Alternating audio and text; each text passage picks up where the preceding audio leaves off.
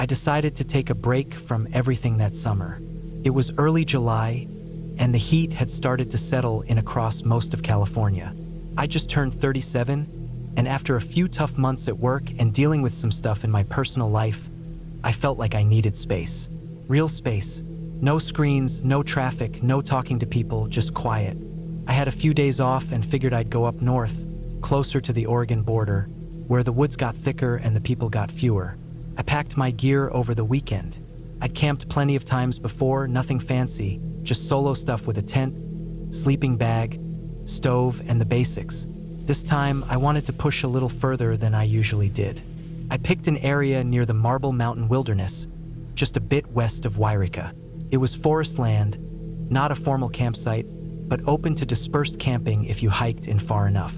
I'd found a spot on satellite maps that looked good, several miles off any road, near a small river bend, surrounded by thick pine and oak trees. It was remote, no doubt about it, but that was what I was looking for. I drove up early Monday morning and got to the Forest Road turnoff by about 2 p.m. It was just me in the truck, with my gear in the back and the sun burning through the windshield. The Forest Road was dirt, filled with potholes and some ruts from rain runoff, but the truck handled it fine. After about an hour of slow driving, I parked at the end of a narrow clearing where the road faded into tall grass. From there, I had to hike in the rest of the way. It took me about 3 hours to hike to the river bend I'd picked. The path wasn't really marked, but I had GPS on my offline map, and the terrain wasn't too rough. Just a lot of brush and uneven ground. My pack weighed a good 40 pounds, so by the time I got there, my shirt was soaked through with sweat and my legs were shaking. But the spot was perfect. The river was slow and clear, probably just 30 feet across, and the banks were lined with smooth rocks and soft moss. The trees around the bend formed a natural windbreak, and I found a level spot under a few pines to pitch my tent. I set up camp slowly. I was in no rush. The sun didn't set until almost 9 p.m. I laid out my tent, got the fire ring built with rocks, gathered some dead branches, filtered water from the river, and sat on a log to catch my breath. The quiet was incredible. Just wind in the trees, birds now and then, and the low gurgle of the river. No engines, no voices, not even a plane overhead. Felt good. That night, I made a simple dinner. Some rice and canned chicken, heated over my little stove. After that, I sat by the fire until the sky turned deep blue and the stars started to show. I didn't stay up long. My body was worn out, and I knew I needed a full night's sleep. I crawled into my sleeping bag and fell asleep fast. I woke up once in the middle of the night. It was dead silent, which actually startled me. I'd gotten used to the river noise, but for a moment, everything felt still. No wind, no bugs, just the sound of my own breath. I lay there for a while, listening, eyes open in the dark. Eventually, the soft rush of water came back to my ears, and I must have just been in a deep sleep when I woke. I turned over and fell asleep again. The next day was easy. I hiked around the area, not going too far, just exploring upstream and checking out some animal tracks. There were signs of deer and what looked like maybe raccoon prints near the edge of the water. I saw a snake slither into the grass, a harmless garter, and a hawk flew low overhead later in the day. I didn't see any people, and I didn't expect to. Around sunset, I made a small fire again and cooked some noodles. I was careful about cleaning up, packing away trash, and storing food in a bear canister a ways from the tent. I wasn't too worried about bears. It was black bear territory, but attacks were almost unheard of, and I wasn't doing anything to draw one in. I kept the fire low, watched the flames dance for a bit, then turned in. That night, I woke up again. This time it was a noise, very faint, but enough to pull me out of sleep. It was a soft crunch, like something stepping on dry pine needles or dead leaves. I held my breath and stayed still, trying to listen better. Came again. A single step, then nothing. A pause, then two more. I reached for my flashlight quietly and clicked it on inside the tent. I didn't unzip the door or anything. I just sat there, breathing through my nose, listening. My heart was already picking up speed. The sound had come from behind the tent, toward the river. It wasn't loud, just deliberate, not like a raccoon or squirrel moving around. Whatever it was bigger. Still, I told myself it could be a deer. I waited a good 10 minutes, flashlight still on, but I didn't hear anything else. Eventually, I turned it off and lay back down. I didn't fall asleep quickly that time. The next morning, I got out early and checked around the area. I didn't see any tracks near the tent, but a few small scuffs on the dirt by the river made me pause. They could have been from anything, nothing clear. Still, something about how quiet the woods felt that morning put me on edge. The birds were late to start. The wind was light. Everything just felt watchful. I couldn't explain it. I stayed busy to shake it off. I hiked downstream this time, maybe a mile or two, just to get my head right. On the way back, I noticed some broken branches near the trail I'd used earlier. Not fresh, maybe a day or two old, but they weren't the kind that would have snapped on their own. It looked like someone had stepped on them or pushed through. That's when it hit me. What if someone else was out here? It wasn't impossible. It was public land. But the odds of someone else picking the same remote bend seemed slim. Still, I kept thinking about that sound from the night before. I decided to be a little more cautious. I made my fire smaller that night and stayed closer to the tent. I didn't sit out as long, and I double-checked that my gear was packed up tight. Before I went to sleep, I made sure my headlamp and knife were within reach. I woke up again that night. This time it wasn't a sound that woke me. It was the feeling, like I wasn't alone. I stayed frozen in my sleeping bag, just listening. The river still flowed, but now I could hear soft rustling, closer than before, maybe 15 feet from the tent. Then came another sound, a low scrape, like something dragging across dirt or rock. I didn't move. My mouth went dry. Eventually, I reached for the headlamp and turned it on. I still didn't unzip the tent. I just sat there, holding the light, heart pounding. The noises stopped right after the beam clicked on. I waited at least 20 minutes before turning it off. Then I stayed awake the rest of the night, eyes open, not moving. In the morning, I went out and looked around again. This time I found something. Near the edge of the river, about 20 feet from my tent, were boot prints. Real ones. Not deep, but clear enough to see the tread. Too big for a child. Not mine. I wear size 10 trail shoes, and these were longer and wider. They looked fresh. I followed them slowly, just a few steps, until they veered off into the brush. Then they vanished into grass. That changed everything. It wasn't an animal. Someone had been near my camp, watching maybe, or passing through, but why that close? Why at night? I packed up most of my gear before noon. I left the tent up, but everything else went into my pack. I kept the knife on my belt and moved the bear canister closer. I didn't want to panic, but I wasn't going to stay another night if I heard anything again. That evening, I didn't make a fire. I ate cold food and kept the lights off. I sat in the tent for hours, just waiting. It got dark around 9, and I stayed awake until almost 2 in the morning. Then I heard it again. Footsteps, slow, crunching lightly through the brush. I turned on the headlamp and grabbed the knife.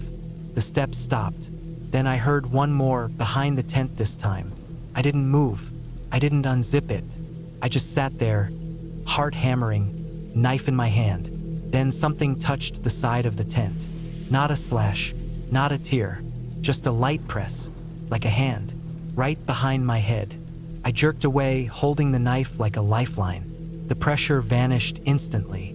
I stayed up until dawn. As soon as the sun lit up the trees, I packed the tent and started hiking. I didn't stop to eat. I didn't stop to rest. I hiked hard for over 3 hours until I reached the truck. The road back felt twice as long as before. Every rustle in the brush made me flinch. I locked the doors the second I got inside. I drove straight home. I didn't stop for gas or snacks until I was well out of the forest.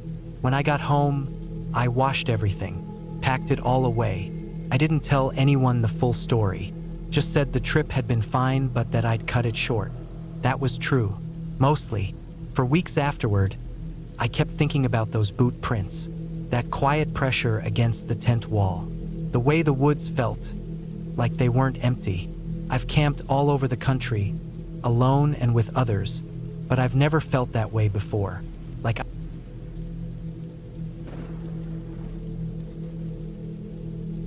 I went on a solo camping trip in early October of 2019, just before the cold really started to set in. I wanted some time away from the city, from noise, work stress, and people in general. I'd been pushing myself too hard for too long, and it was starting to mess with my sleep and my mood. I figured a few days in the woods might help clear my head. I chose a fairly remote forested area in northern Idaho, near the Clearwater Mountains, but not quite into the rugged terrain where you need a permit or an ATV to even get close. I picked this place because I read a few blog posts about it saying it was quiet, off the grid, and not heavily trafficked. I drove up on a Thursday morning in my old Tacoma, the bed loaded with my gear, tent, sleeping bag, a cooler full of food, water jugs, and my backpack with all the essentials. Took about 5 hours to get to the spot where the dirt road ended. From there, I hiked about 2 miles into a clearing surrounded by pine and spruce. The area had a small stream running through it, which made it a good spot for setting up camp. I figured I'd stay 3 nights. The first day went just how I imagined. I set up the tent, gathered some wood, built a small fire, and just sat for a while, listening to the wind in the trees and the trickle of water nearby. The only sound besides nature was the occasional squirrel or bird. My phone had no signal, which was expected and kind of welcome. I read a bit, made some simple food, then lay back and watched the sky darken. I went to bed not long after the fire burned low. That first night was quiet, cold, but nothing I wasn't prepared for. I heard some owls and maybe a coyote or two far off in the distance, but nothing nearby. I slept pretty well, all things considered. The second day, I hiked out from the campsite and explored the nearby area. There were some light trails, nothing official, just signs of deer or maybe old logging paths. But I made sure to mark trees with tape as I went so I wouldn't get turned around. I didn't see anyone all day. It was a good kind of solitude. I came back in the late afternoon, ate some granola and jerky, then sat by the fire again as the sun dipped low. That night, though, something felt different. I woke up around 3 a.m. to a sound that I couldn't place right away. It wasn't an animal sound. It wasn't the wind. It was faint, like a dull thump, followed by what sounded like a dragging noise. It came from the direction of the tree line, maybe 40 or 50 yards out. I stayed in my sleeping bag, completely still, listening. My heart started beating faster. The noise stopped after maybe a minute. I waited another 10 minutes, straining to hear anything, but it was silent. No footsteps, no breathing, no movement. I stayed awake for a while, staring at the ceiling of the tent, trying to make sense of it, but eventually sleep pulled me back down. The next morning, I got up and looked around the area where I thought the noise came from. I didn't see any tracks or disturbed ground. The grass was wet with dew, so I figured maybe I just imagined it, or maybe it was a branch falling or something natural. I shook it off and went about my day. That third day, I stuck closer to camp. I chopped up more firewood, cleaned out my small cooking area, and spent more time by the stream. I started to notice how quiet it was again, like unusually quiet. Even the birds seemed fewer that day. I brushed it off, figuring it was just my imagination, or maybe I'd scared off some of the animals. That night, I stayed up a bit later by the fire. I kept it going longer, maybe subconsciously not wanting to go into the tent yet. I kept thinking about that sound from the night before. When I finally did go in, I locked up my gear and kept my knife near the sleeping bag. I'm not some paranoid guy, but something about the silence had me on edge. Sometime in the middle of the night, I heard movement again. It was slower this time, more deliberate. It sounded like someone walking, but trying not to be heard. I could hear the soft crunch of dead needles on the ground. Then it stopped, and the air felt different. I was wide awake, every sense dialed in. I didn't make a sound. The steps picked up again, closer now, maybe 30 feet from my tent. Then they stopped completely. I couldn't hear anything. No breathing, no rustling, nothing. I stayed like that, frozen in my sleeping bag, for what felt like an hour. I didn't dare move or make a sound. I didn't have a weapon besides a small knife. Eventually, the steps moved away again, very slowly. I heard them fade into the woods, one step at a time, until everything went quiet again. I didn't sleep at all the rest of the night. When morning came, I got out and checked around. I found what looked like the faintest outline of a boot print. Not mine. It was just one, near a tree at the edge of the clearing, but it was enough to shake me. There was no reason anyone should be out here. I hadn't seen a single other person since I got there, and this spot was way off the main trail. You wouldn't just stumble onto it. I packed up my camp slowly, my hands shaking a bit the whole time. I kept scanning the woods, thinking maybe whoever it was could be watching me. I didn't hear or see anyone, but I couldn't shake the feeling. I hiked back to the truck, constantly checking behind me. The whole way out, I couldn't get that sound out of my head. Those soft, deliberate footsteps, stopping just outside the tent.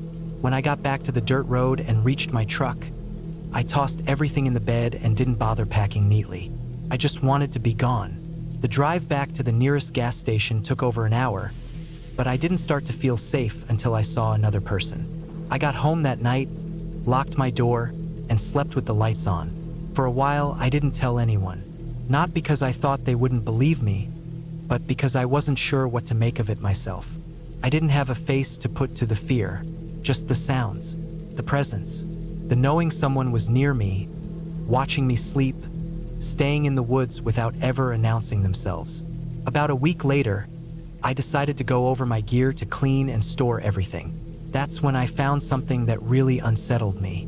On the side of my cooler, near the latch, was a small dent, one that hadn't been there before. It looked like something heavy had pressed into it.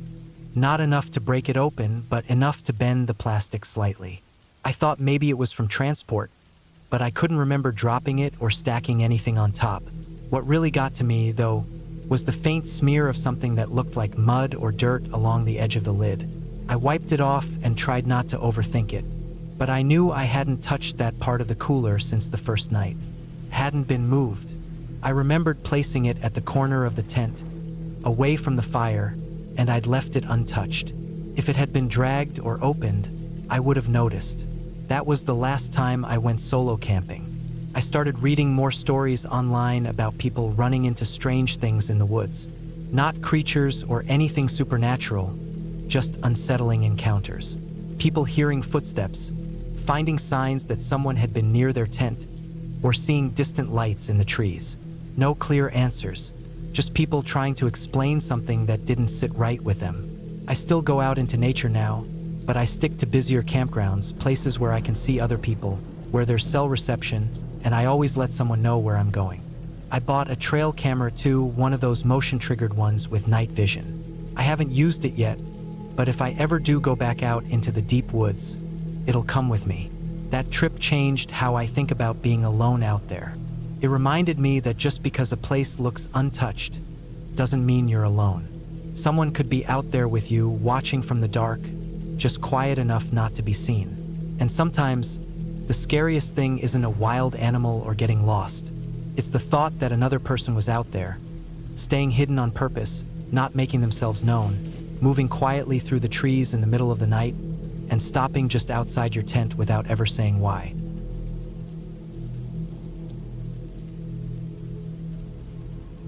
The night was cold. I could feel it in my bones as I packed up my things and left the car behind, trekking down the trail that led deep into the woods. It was just me, my tent, and my backpack, filled with enough gear to survive the night. I was determined to get some time away from everything, to clear my head, and to enjoy the silence. The air smelled fresh, almost earthy, and I found myself breathing it in deeply, trying to let go of the stress that had been building up over the past few months. The trail was quiet. The only sounds were the crunch of leaves underfoot and the occasional rustling of a squirrel darting through the underbrush. I didn't mind it. I preferred the solitude. As I walked deeper into the woods, the trees grew thicker. The sun was starting to dip below the horizon, casting long shadows that stretched out across the ground. I wasn't too worried about getting lost. I had made this trip before. I had mapped out the area well, and the path was easy enough to follow. Still, there was something about the deepening dusk that made me uneasy. Maybe it was the silence, or the way the forest seemed to close in on me, but I shrugged it off. I found a good spot to set up camp about an hour after the sun had set. It was a small clearing, surrounded by thick trees, with a soft bed of pine needles underfoot. The air felt colder now, but I was used to it. I set up my tent quickly, making sure everything was secure. I didn't want to risk waking up in the middle of the night with the rain soaking through the fabric. Once the tent was up, I got a fire started. It was the kind of campfire that would keep me warm and give me something to look at while I relaxed. I wasn't a big fan of sitting in silence, so the crackling of the fire gave me something to focus on. I unpacked a small bag of food and made a simple dinner. It wasn't much, just some beef jerky and trail mix, but it was enough to fill me up. I sat there for a while, eating and watching the flames dance in front of me. The fire cast flickering shadows that made the trees seem like they were moving, and the wind whispered through the branches. It was peaceful, but I couldn't shake the feeling that I was being watched. I tried to ignore it. I'd been camping alone plenty of times before, and I'd never felt this way. But tonight felt different. Maybe it was because of the quiet, or the way the wind kept picking up, howling through the trees like it was trying to tell me something. Or maybe it was because the woods felt so much bigger now that the sun had set. I got up to check the fire, adding a few more logs to keep it burning strong. When I knelt down to place the logs, I heard something, a noise faint but distinct. At first, I thought it was an animal, a deer or a raccoon perhaps. But then it came again, louder this time. It was a crunching sound, like something was moving through the forest, stepping on branches and leaves. I froze, listening intently.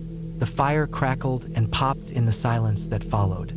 I tried to tell myself it was just an animal, but there was something unsettling about the way it sounded. It was too deliberate, too slow. Like whatever it was, it knew I was here. I stood up quickly, scanning the dark woods around me. The trees loomed tall and dense, their branches swaying in the wind. But there was nothing. No movement, no signs of anything out of the ordinary. Still, the feeling of being watched didn't go away. If anything, it grew stronger. I grabbed a stick from the ground and poked at the fire, trying to keep it going. I knew I should have just gone to bed, but I couldn't shake the feeling that something was out there, waiting. I tried to distract myself, telling myself it was nothing, maybe just the wind or an animal passing by. I forced myself to sit down again, but I kept my eyes on the shadows, waiting for something to move. The crunching noise came again, this time closer. It was impossible to ignore now. It was like footsteps, slow and heavy, coming from the edge of the clearing. I stood up, my heart pounding in my chest. My mind raced, trying to figure out what was happening. I couldn't see anything in the darkness, but I could feel it. I could feel that something was there.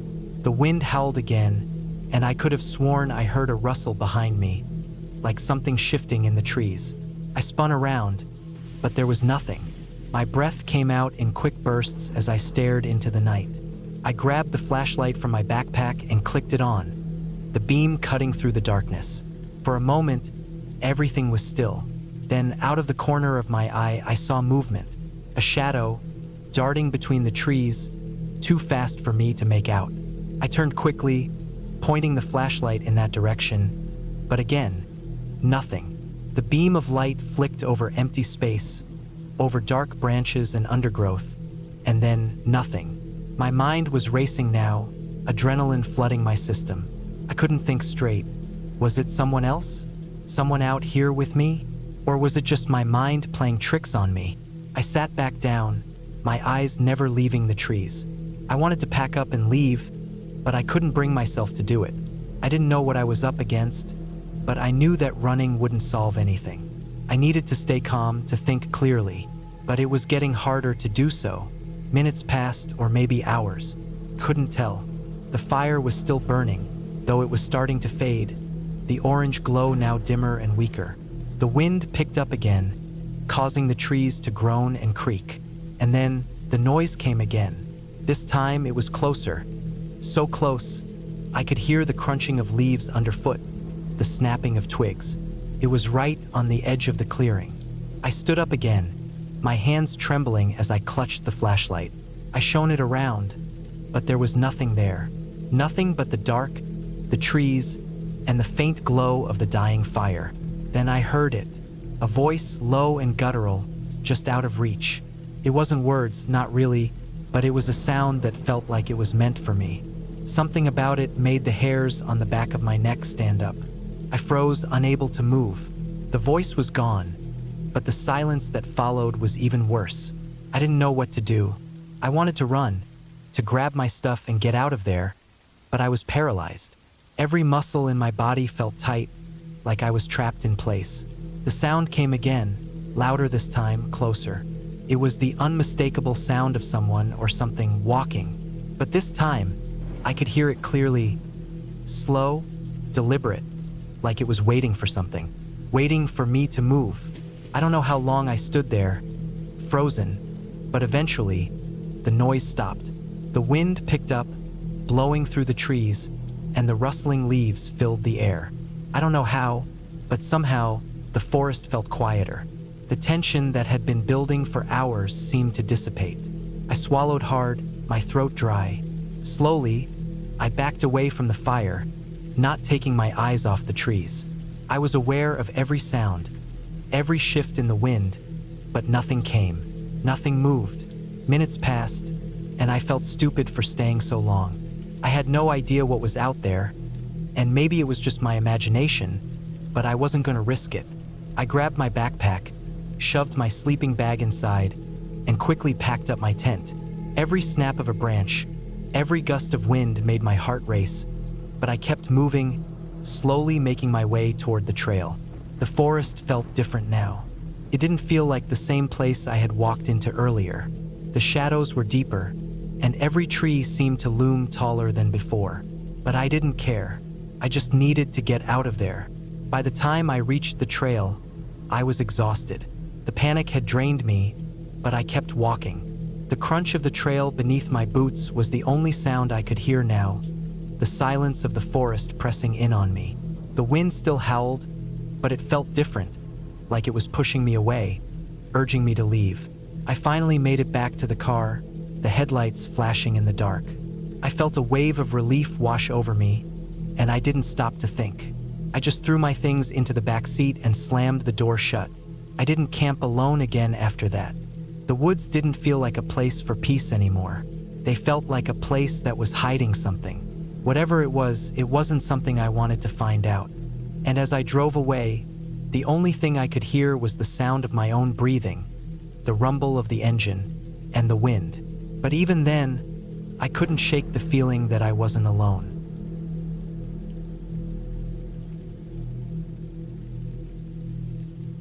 I woke up early, the soft light of morning filtering through the trees around me.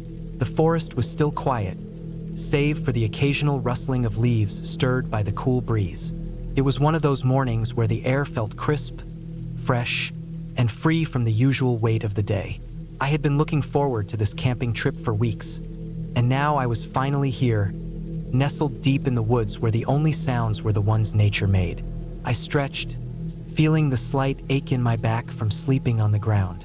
My sleeping bag was crumpled on the floor of the tent, the remnants of a restless sleep still visible in the way it had twisted around me. I pulled myself up and unzipped the tent, letting the fresh air rush in. The scent of pine and earth filled my lungs, grounding me. The campsite was peaceful, a small clearing with a fire pit at the center.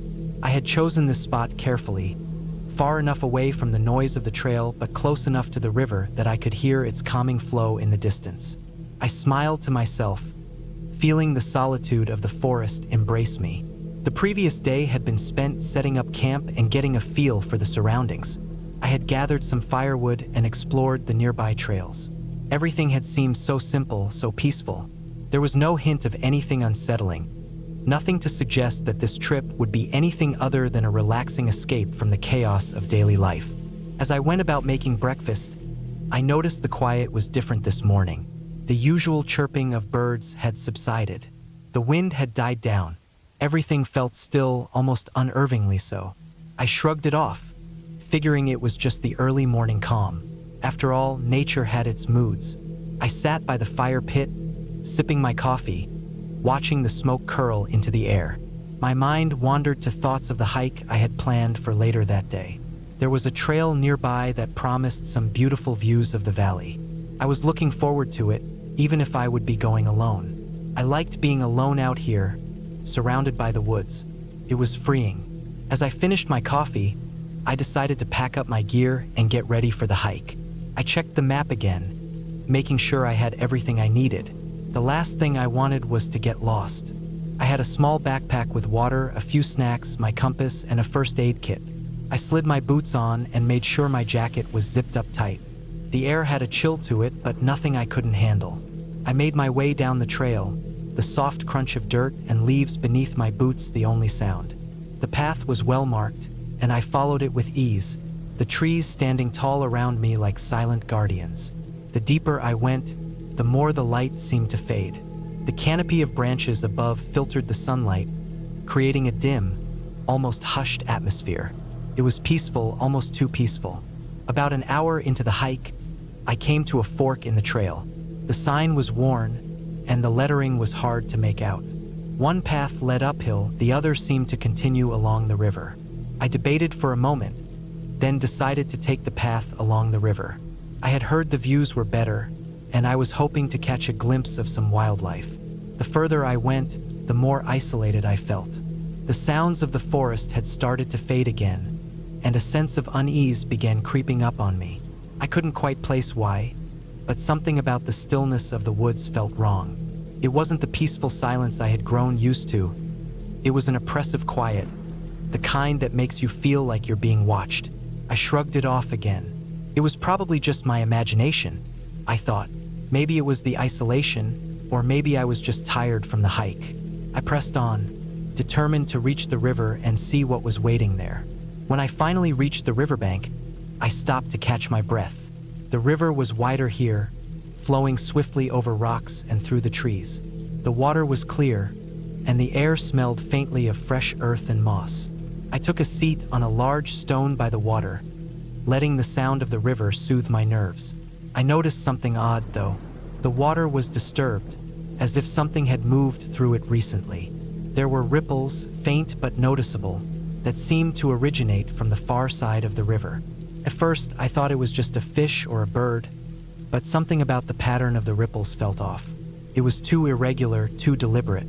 I stood up, my eyes scanning the other side of the river, but I couldn't see anything. The forest was thick on both sides, the trees close together and the underbrush dense. I felt a sudden urge to leave, to turn around and head back to camp. But I didn't want to let my fear control me. I told myself it was nothing. I took a few steps down the riverbank, but as I did, the hair on the back of my neck stood up. There was something in the air, something charged. I couldn't place it, but I felt it in my bones, a deep, unsettling instinct that told me I wasn't alone. I turned around quickly, scanning the area behind me. There was nothing, of course, just the empty woods and the distant sound of the river. But the feeling didn't go away. It lingered, a tight knot in my stomach. I looked at my watch. It was late afternoon now, and the shadows in the forest were growing longer. I should have turned back sooner, but I hadn't realized how far I had gone. The thought of retracing my steps made me uneasy, especially with that strange sensation gnawing at me. I needed to head back to camp, but I didn't want to do it with that feeling following me. I took a deep breath, trying to calm myself. Maybe I was just overtired. Maybe it was just the isolation playing tricks on my mind. I decided to walk a little further, just to get a better sense of the area. I figured I could loop around and head back to camp from a different direction. I moved carefully through the forest, each step measured, but the sense of being watched only grew stronger. It wasn't a feeling I could shake, and it made every crack of a twig underfoot sound louder, more ominous. Every rustling leaf, every shift in the wind seemed to carry a hidden message.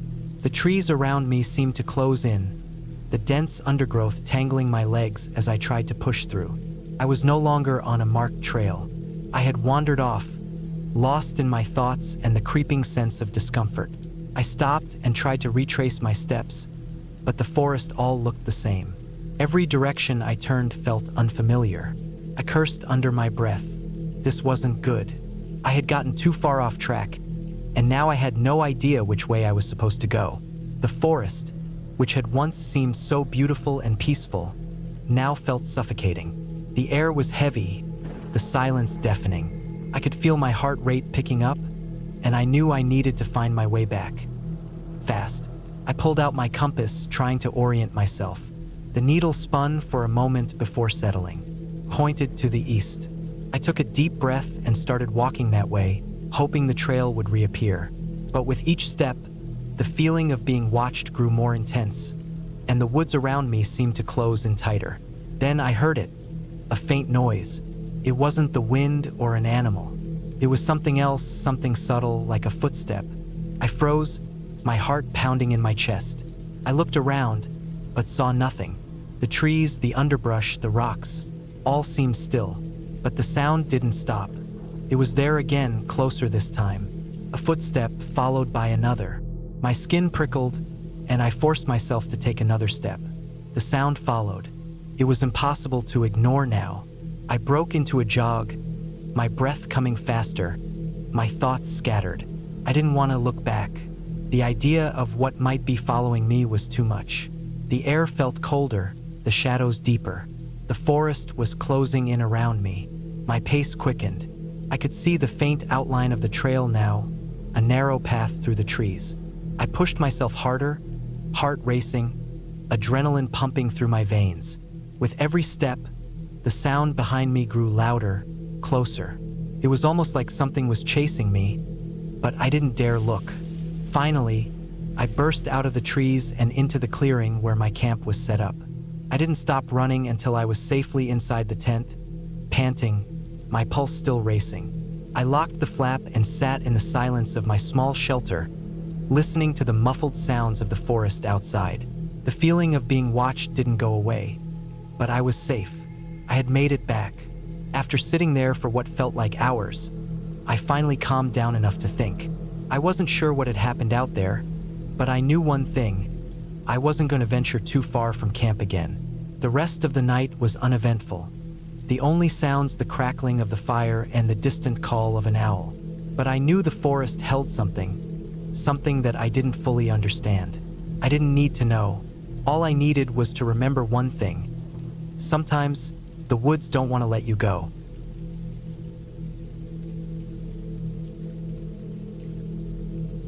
It had been a long week, and I needed to escape. The city had been overwhelming. The constant noise, the people, the never-ending rush. I hadn't had a moment to breathe in months. So when the weekend came, I packed my gear and decided to go camping by myself. No one else, just me and the wilderness. There was a small campsite I had visited once before, a quiet place by a river, hidden deep in the woods. The kind of place where you could just forget about the world for a while. The drive was long, but it didn't bother me. The open road, the changing scenery, the promise of peace. It all felt like a much-needed reset.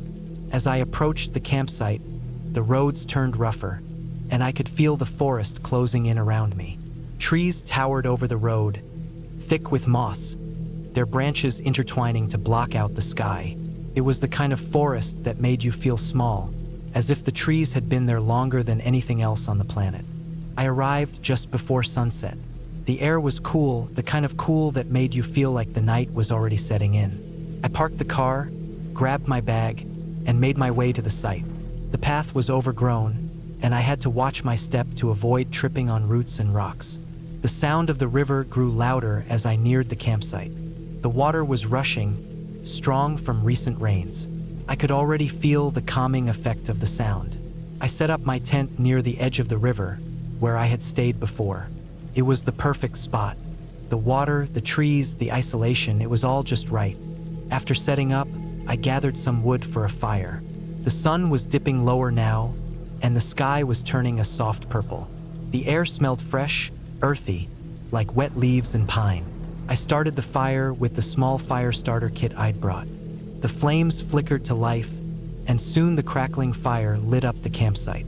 It was quiet, except for the sound of the river and the occasional rustle of leaves in the wind. I sat by the fire, staring into the flames. There was something hypnotic about the way the fire danced, like it had a life of its own. I wasn't used to being so alone, especially out here. It was peaceful, but also a little unnerving.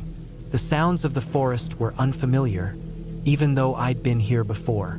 The wind whistled through the trees, and once in a while, I'd hear a distant snap of a twig. I tried to shake off the feeling that something was watching me, but it lingered. I wasn't sure if it was just the isolation getting to me, or if there really was something out there. As the night deepened, I tried to distract myself by pulling out a book. I read for a while, the fire crackling beside me, but the quiet was starting to get to me. It wasn't the comforting silence I was hoping for. It was the kind of silence that made you second-guess every sound. Every rustle of leaves, every crack of a branch, made me tense up. I'd look up, expecting to see something moving in the shadows, but nothing was there. The fire's light cast long, flickering shadows, and the darkness beyond it felt thick, almost tangible. Around midnight, I started to feel restless. The fire was starting to die down, and the cold of the night was creeping in. I threw a couple more logs on the fire and stood up to stretch. The river, which had been so loud earlier, now seemed almost eerily quiet. I stared at the water for a moment, wondering why the usual sounds of the flowing current had disappeared. It wasn't normal, but I didn't think too much of it. Maybe the rain had changed the flow, or maybe I just wasn't hearing it properly anymore. That's when I heard the sound. It was faint at first, just a soft rustling in the brush. It was far off, but it was there, something moving through the undergrowth. I froze. It wasn't an animal, at least not one I could identify. The sound was too deliberate, too slow. It didn't match the usual wildlife. I listened carefully, my heart picking up pace as the sound continued. It was getting closer. I grabbed a flashlight from my bag, feeling my pulse quicken. The beam of light cut through the darkness, illuminating the trees, the rocks, the ground. Nothing. I couldn't see anything out of the ordinary. The sound, though, it kept coming, closer and closer, until it seemed like whatever it was right outside the camp. I turned in circles, the beam of light sweeping over the campsite, but still, nothing. I wasn't sure how long I stood there, straining my ears for any sound. It felt like time was stretching, the quiet between the rustling and my own breath growing longer and longer. Eventually, the noise stopped. There was nothing, just the sound of my own breathing and the occasional crackling of the fire. My nerves were shot, but I tried to tell myself it was nothing, just some animal in the woods. The idea of being out here alone, in the dark, with only the firelight for comfort, made everything feel much bigger, more intimidating. I turned my attention back to the fire, focusing on the crackle of the flames. But then came the voice. It wasn't a voice exactly. It was a sound, like a low hum or a growl, something far off but unmistakable. I spun around again, the flashlight beam flashing across the trees. My breath caught in my throat.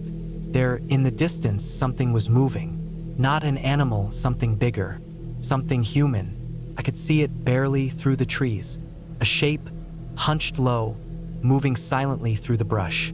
I should have run, should have screamed, should have done something, but I just stood there, frozen in place. My mind raced, trying to make sense of what I was seeing. But before I could even react, the figure disappeared into the shadows. The sound, the hum, stopped, and again there was nothing. I stood there, staring into the darkness, waiting for something, anything, to happen. But it never did. The night stretched on, and the forest returned to its quiet, unsettling calm.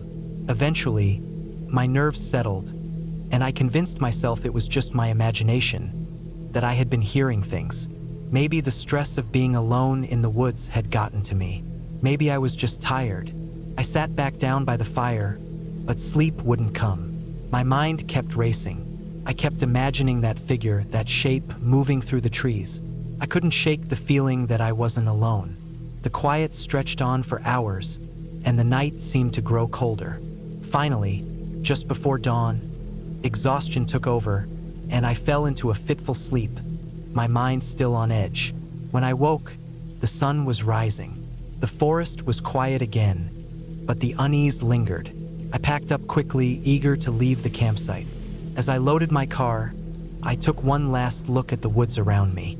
The trees were still, the air calm, and the river, once again, roared beside me, filling the silence with its rush. I didn't look back as I drove away, the unease still hanging over me. I didn't know what had happened that night, or who, or what had been watching me, but I was sure of one thing. I wasn't coming back to this campsite. Not ever again.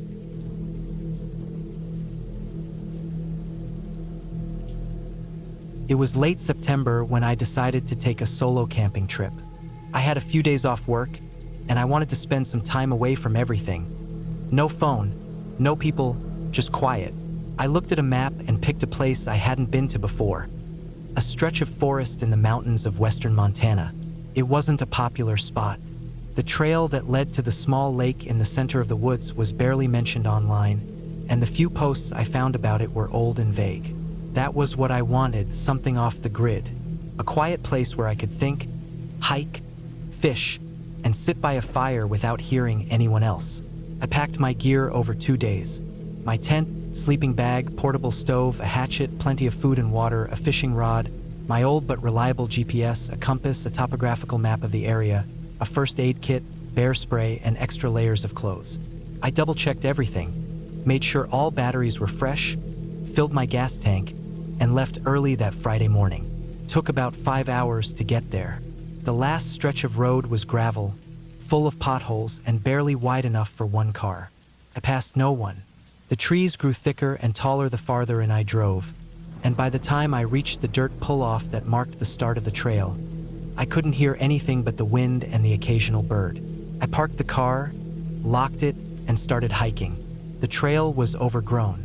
Grasses brushed my legs, and thick roots coiled across the path like snakes. I hiked for a little over an hour before I reached the lake. It was small and still, like a piece of glass laid between the hills. Tall pines surrounded it, and across the water, I could see a slope with exposed rocks and dead trees poking out at odd angles. There was no dock, no signs, no other campsites, just wilderness. I walked along the edge until I found a flat clearing with a few logs that looked like they'd fallen years ago. It was a good spot. I could see the water from where I'd pitched the tent, and there was a small rise behind me that would give me some shelter from the wind. I set up camp slowly, taking time to clear the ground of sharp stones and make sure my tent was on even ground. I made a ring of rocks for a fire and gathered a few armfuls of wood before it got dark. That night was quiet, almost too quiet. No bugs, no frogs, not even crickets. I sat by the fire for a while, cooked some beans, then walked down to the edge of the lake and just stood there. The moon was out, but only a sliver, so I could barely see the opposite shore. The water was still and black like oil. Something about the silence started to make me feel uneasy, like I wasn't supposed to be there, but I shook it off and went to bed. The next morning, I woke up early. It was cold, probably in the low 40s. My breath steamed as I unzipped the tent. I made coffee and some oatmeal, then packed a small bag and decided to explore the woods to the north of the lake. There wasn't a trail, but I had my compass and GPS, and I made sure to mark my position before I started. I wasn't planning to go far, just see what was around. The forest was dense. Old trees, huge and rough, towered above me. The ground was thick with fallen needles and branches, and the air smelled like sap and wet earth. I moved slowly, checking landmarks and making sure I kept my bearings. About 30 minutes in, I found something strange. There was a patch of ground where all the trees were younger, like a fire or storm had taken down the older ones. It was oddly circular, maybe the size of a football field. In the center of it, I saw a structure. At first, I thought it was a hunting blind, but when I got closer, I saw it was too low. It looked like a shelter made from sticks and branches, leaned together like a teepee but with no opening. Just a pile of wood standing in the middle of this clearing. The sticks were all about the same length, and they'd been placed deliberately, tightly packed like someone wanted to keep something in or out. It looked old, gray and dry, with moss growing near the base. There were no signs of recent human activity, no footprints, no trash. I circled it, trying to figure out what it was. I didn't touch it.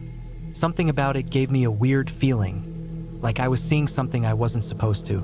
It was the kind of thing that looked harmless until you really looked at it.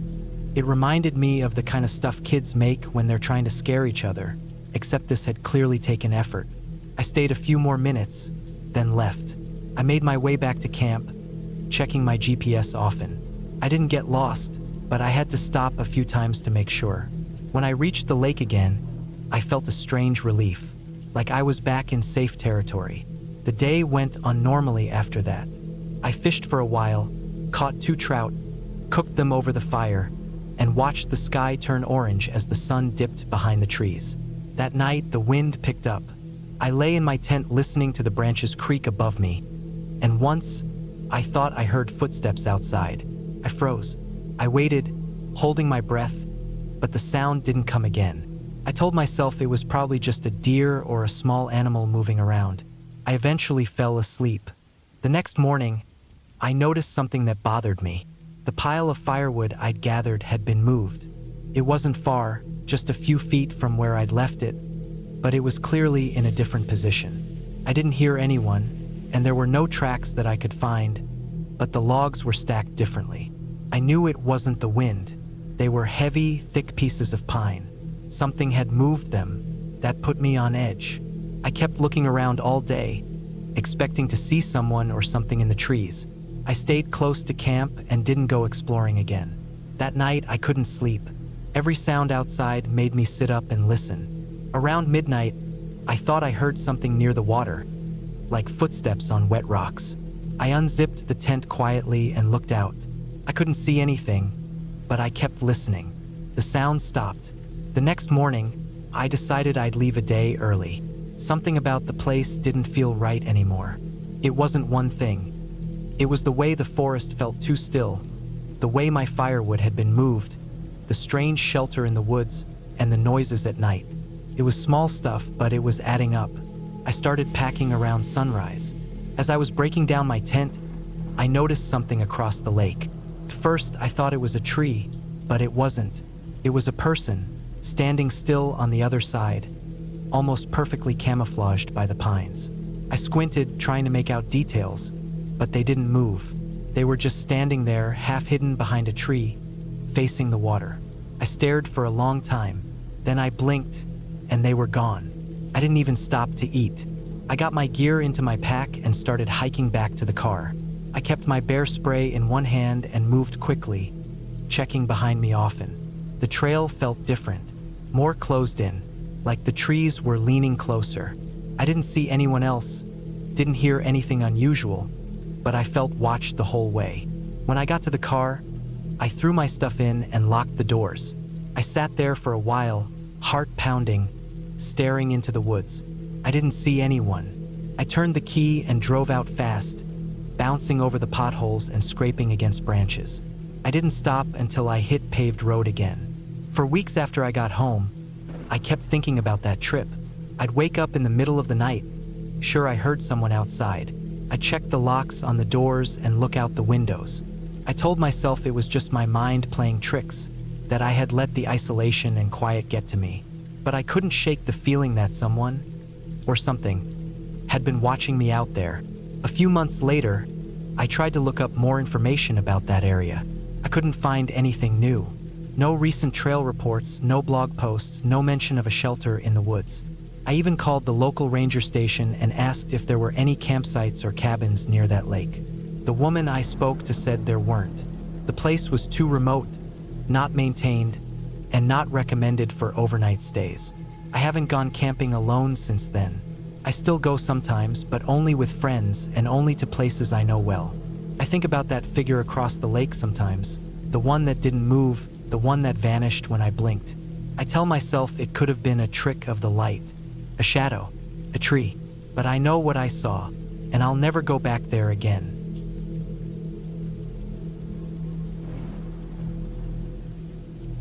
I took time off work in early September to do a solo camping trip in the mountains of northeastern Oregon. I had been planning it for months. I needed to get away from the noise and the people.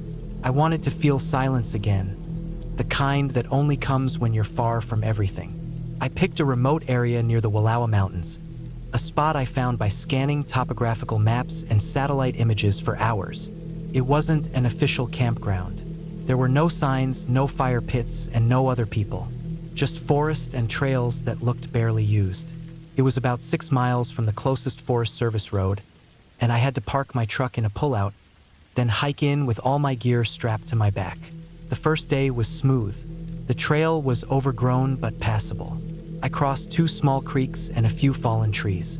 No one else was out there. I didn't see any tire tracks or boot prints. When I found the clearing I had picked on the map, it looked just like I imagined. A flat patch of ground surrounded by tall firs and lodgepole pines, with a small rise on one side and a narrow stream running nearby. I could hear the water clearly, but not loudly. There was a breeze in the trees, but it didn't howl. It just rustled gently. I set up my tent near the edge of the clearing so the morning sun would hit me early. I got the fire going right before dusk and cooked some simple food. I sat by the flames until it got fully dark, and then I turned in. That first night, I slept straight through. I woke up with a layer of condensation on the tent walls and the usual stiffness from sleeping on the ground. My plan was to stay 3 nights. I wanted 1 full day of exploring the ridgelines and maybe fishing in the stream. On day 2, I spent most of the morning hiking the area. I followed game trails and spotted tracks from elk, deer, and what looked like a single black bear. I didn't see any animals, but I heard a few moving through the brush in the distance. I didn't feel nervous. I had bear spray on me and made plenty of noise when I hiked. Felt peaceful. The sky was a bright blue with a few slow-moving clouds, and the air was clean and crisp. When I got back to my camp that afternoon, I noticed something small but strange. A piece of my cordage, which I'd left coiled on a rock near the fire pit, had been uncoiled and laid in a straight line. Not cut or knotted, just laid out. At first, I thought maybe the wind had done it, but the way it was placed looked deliberate. It was a small thing, and I didn't want to start imagining things, so I brushed it off. I coiled it back up and kept moving. I cooked again that night and stayed up a little longer, listening to the quiet. I didn't hear anything out of place. No steps, no branches breaking, just the sound of the stream and the wind. I went to bed again and fell asleep with no issues. It was around 2 or 3 in the morning when I woke up. Not to a noise exactly, but to a feeling. Tension, like something was different. My tent was zipped up, and my sleeping bag was still wrapped around me. I listened, holding my breath. At first, all I could hear was my heartbeat and the faint sound of the stream. But then, very softly, I picked up on a pattern in the distance. Footsteps, not animal ones, not the thudding of hooves or the scrambling of a raccoon. These were slow and careful, and they sounded like someone trying not to be heard. They were far away at first, but I was wide awake instantly. I didn't move. I didn't reach for anything. I just listened. The steps came closer, paused, then started again. Not in a straight line, but circling. Whoever it was, if it was a person, they weren't walking toward the camp. They were walking around it. Felt like an hour, though I know it was less. Maybe 10 minutes. Then they stopped. I didn't hear them leave. I just didn't hear them anymore. I laid there, staring up at the dark ceiling of the tent, waiting for some sound, anything, to break the silence. But nothing came. Eventually, as the sky started to lighten and birds began chirping, I finally moved. I got out slowly and looked around. Nothing was missing. Nothing was touched. But I noticed prints in the soft dirt about 20 feet away, too large for any animal in the area, shaped like boots. No tread pattern, just smoothed outlines. I followed them for a bit. They circled my camp twice, then disappeared into the woods. I didn't pack up immediately. I should have, but I convinced myself it could have been a hiker who came through and saw my tent and left. Maybe they didn't want to wake me. Maybe they were just lost and didn't mean anything by it. That's what I told myself. I stayed another night, but I didn't sleep much. I didn't hear the steps again, but I was hyper-aware of every sound outside. The fire I built that night was bigger. I kept it going longer. I sat with my back against a tree, watching the darkness until my eyes burned from staying open.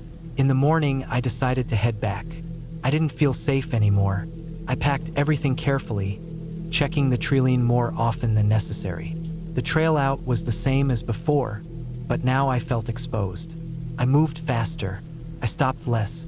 About a mile from where I parked, I saw something that made my stomach drop. A length of cord, bright green, like the one I'd used to hang my food bag, tied around a branch and dangling above the trail.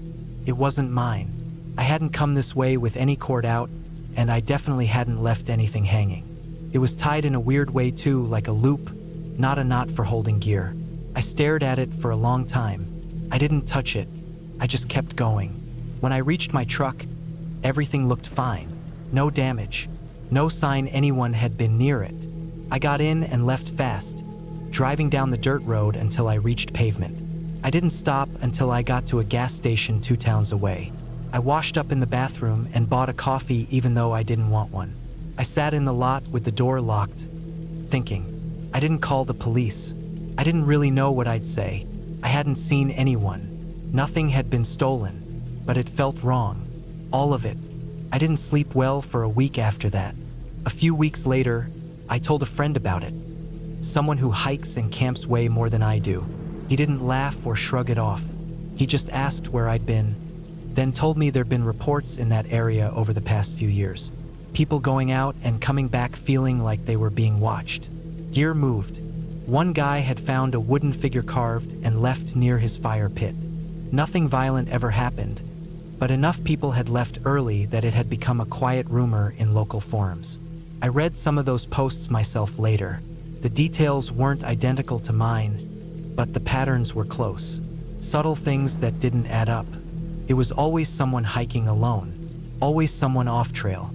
I haven't gone solo camping since. I still get out, but I stick to known places near other people. I don't tell myself anymore that it was just a hiker. Maybe it was, but I keep thinking about those footsteps in the night, moving slow, circling, then stopping, not approaching, not speaking, just watching, maybe waiting. I don't know what they wanted. Maybe nothing. Maybe just the power of knowing someone was out there alone and afraid. And that's what sticks with me the most. Not that I was in danger, but that I'll never know what would have happened if I'd stayed one more night. Maybe nothing at all, or maybe everything would have changed.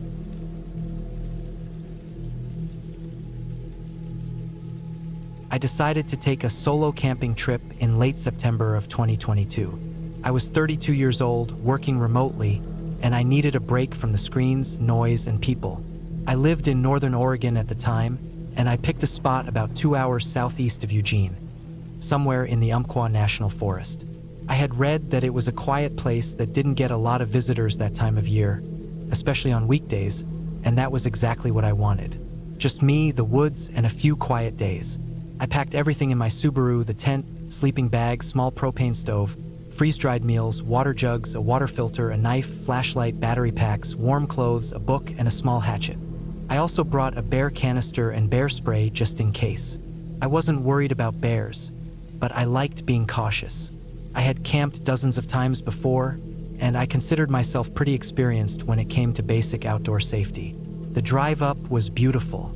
Trees with golden tips lined the highway, and I could feel that early fall chill even with the windows up.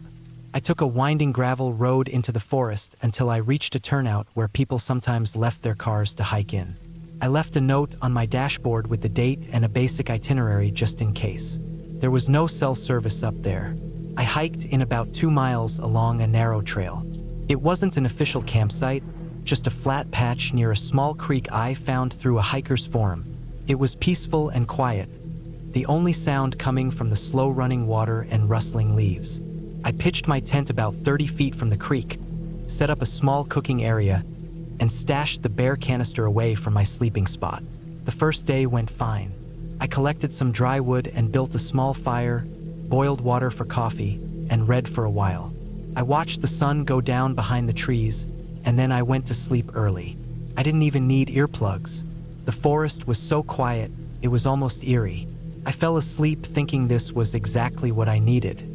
That night, I woke up once because of a distant cracking sound, like a branch snapping somewhere far off, but I chalked it up to the wind or maybe a deer moving through the brush. I went back to sleep pretty quickly.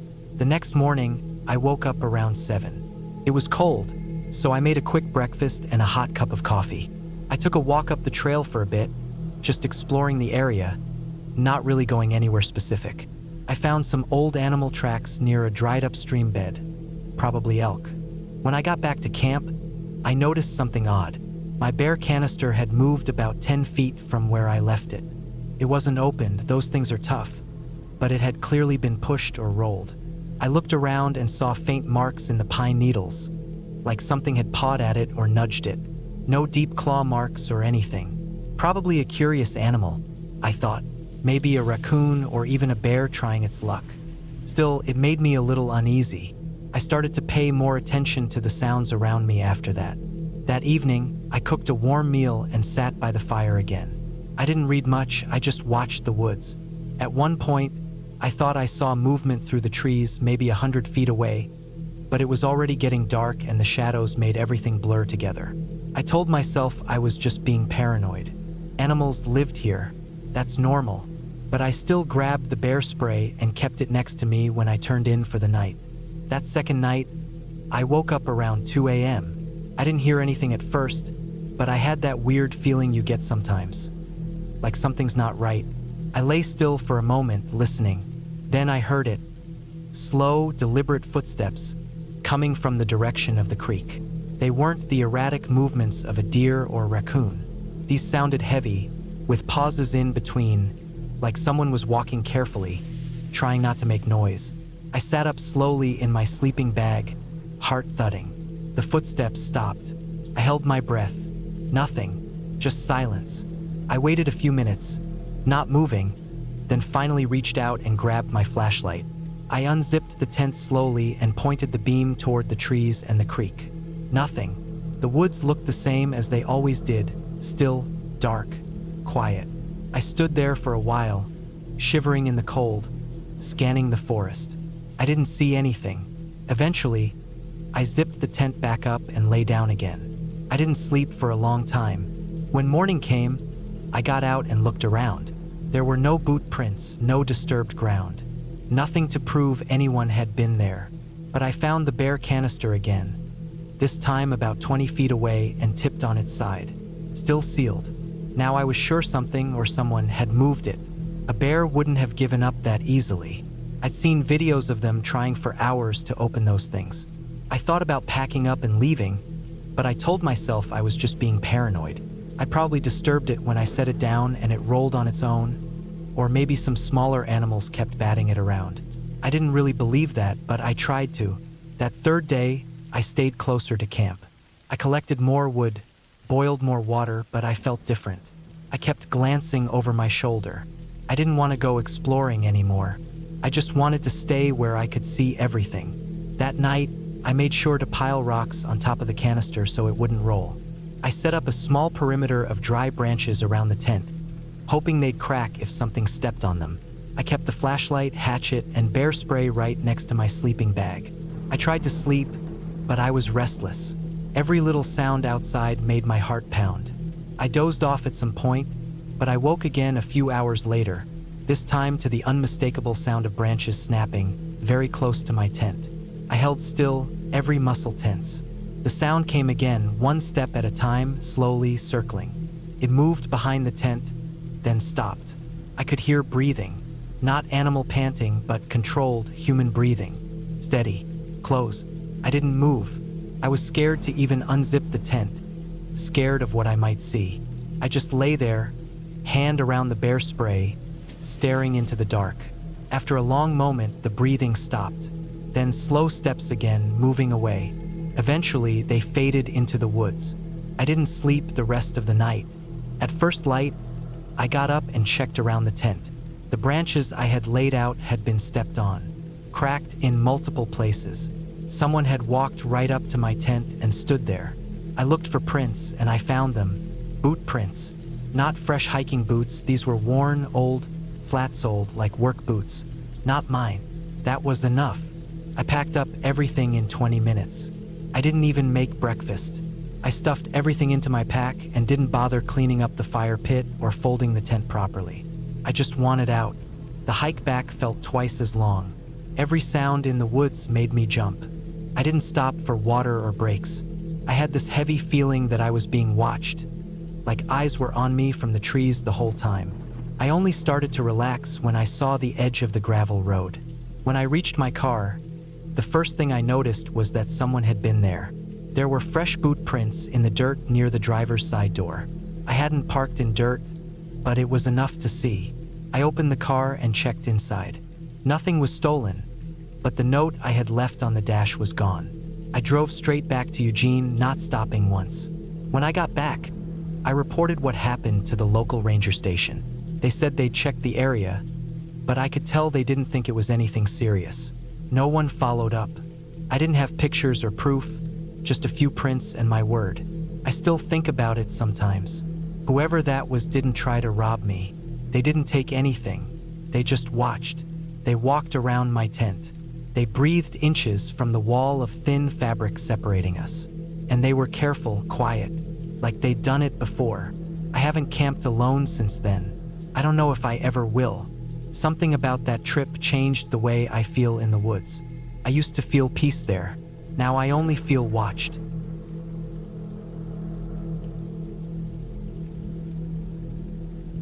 It was the middle of October, and the air had started to cool down more than usual for that time of year. I'd taken time off work for the first time in months, not because I had something special planned, but because I just needed to get away from everything. I'd been working long shifts at the auto shop, barely sleeping, and I felt like my body was starting to wear down. I decided on a solo camping trip out in a place I hadn't been since I was a teenager. A big patch of public forest land a couple of hours outside Spokane, Washington. I remembered it being quiet, clean, and mostly empty even back then. There weren't any maintained campgrounds out there, just old fire roads and rough trails leading into the trees. That's what I wanted, real solitude. I packed light. I didn't plan on staying more than 2 nights. I brought my sleeping bag, small tent, a water filter, freeze-dried meals, a small stove, flashlight, first aid kit, bear spray, my old hunting knife, and a folding saw in case I needed firewood. I also had a Garmin GPS with an SOS feature in case something went really wrong, but I doubted I'd need it. I had enough experience in the outdoors to handle 2 nights on my own. I left early in the morning and reached the Forest Road entrance around 10:30 a.m. There was a small gravel area just off the highway where I parked my truck. I hadn't seen another car for miles before I got there, and there weren't any at the lot either.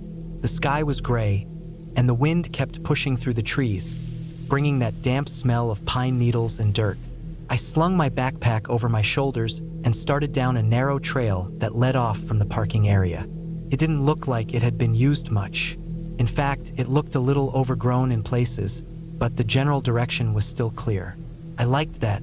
I wanted to be far enough away that I wouldn't see or hear another person. After about an hour and a half of walking, I found a spot near a shallow stream. The ground was soft but dry, and there was a small clearing just big enough for a tent. I cleared some branches and pine cones, pitched the tent, and filtered water from the stream for later. It was quiet. No voices, no traffic noise, just the wind and the occasional crack of a twig in the woods. I didn't even hear birds at first, just the stillness that made it feel like the woods were holding their breath. I set up camp and spent the rest of the afternoon collecting small branches and cutting up deadfall for a fire. There weren't any fire restrictions in place, and I was careful about the area. Dug a shallow ring, cleared the ground around it, kept the fire small. I cooked one of the freeze-dried meals, some kind of pasta that tasted like cardboard, and sat by the fire for a while as the sun went down. That first night was uneventful, but I couldn't sleep well. I kept hearing soft crunching in the woods. It wasn't close, and it didn't sound like something large, but it was enough to keep me alert. Every time I started to drift off, I'd hear something shift or snap outside, and I'd hold my breath, waiting, but nothing ever happened. I figured it was probably small animals, maybe deer or raccoons. The next morning was colder. I had frost on the outside of the tent and my breath came out in clouds. I boiled water for coffee and ate a protein bar, then took a short walk upstream to get a better lay of the land. The terrain got steeper about a half mile up, with lots of mossy boulders and old-growth trees that blocked out most of the light. I took a mental note not to go too far that way. It would be easy to get turned around if I wasn't careful. When I got back to camp, I noticed something strange. The fire pit I'd made looked disturbed. The ash and leftover wood were spread around, like someone had kicked at it. At first, I thought maybe an animal had come through during the night, but there weren't any tracks. The ground was soft enough that I should have seen something. It made me feel off. I checked my bag and gear, but nothing was missing. Everything was exactly where I'd left it. I tried to brush it off. Maybe the wind had blown things around. Maybe I'd kicked it myself in the dark. But I couldn't shake the feeling that something was off. I decided to stay busy. I walked a different direction that afternoon, west this time, just wandering. I marked trees with a bit of orange tape so I wouldn't lose the trail back. The trees out there were dense, and even in the daytime, it got dark under the canopy. There was no cell service, and the GPS only showed vague contours. I didn't want to rely too heavily on it. I walked for maybe 2 hours, not too far, just enough to explore a little. On the way back, I noticed something that didn't belong. There was a pile of rocks about knee-high, stacked neatly in a triangle shape, not far from the trail I was following back. They didn't look natural. The rocks were too clean and too evenly balanced. I stood there staring at them for a while, wondering if maybe another hiker had left them. But who would be that far out without a trace of a path? And why? Back at camp, I kept glancing into the trees while I cooked dinner. I couldn't relax the way I had the day before. I didn't even bother with a fire. I just used the stove, ate quickly, and went inside the tent before the sun fully went down. I kept my knife next to me. It wasn't that I thought someone was out there, but something didn't feel right. I zipped the tent up tight and kept the flashlight on for a while, watching the walls of the tent shift slightly as the wind moved. Sometime deep into the night, I heard footsteps. Not animals, real heavy, deliberate steps. I froze in my sleeping bag and listened. They were slow, coming from the trees to the east, just out of sight. Then they stopped. I didn't hear them move away. I didn't hear anything else for several minutes. I thought about calling for help with the GPS, but I kept thinking maybe I imagined it, that maybe it was wind and my nerves playing tricks. I stayed awake until almost sunrise, gripping the knife and barely blinking. When the sun came up, I went outside and looked around. Nothing was disturbed. No tracks, no broken branches, no signs of anyone. But about 20 feet from the tent, there was another pile of rocks. Same size, same triangle shape, same clean stack. I hadn't heard anything come that close during the night, and I didn't see or hear anyone leave.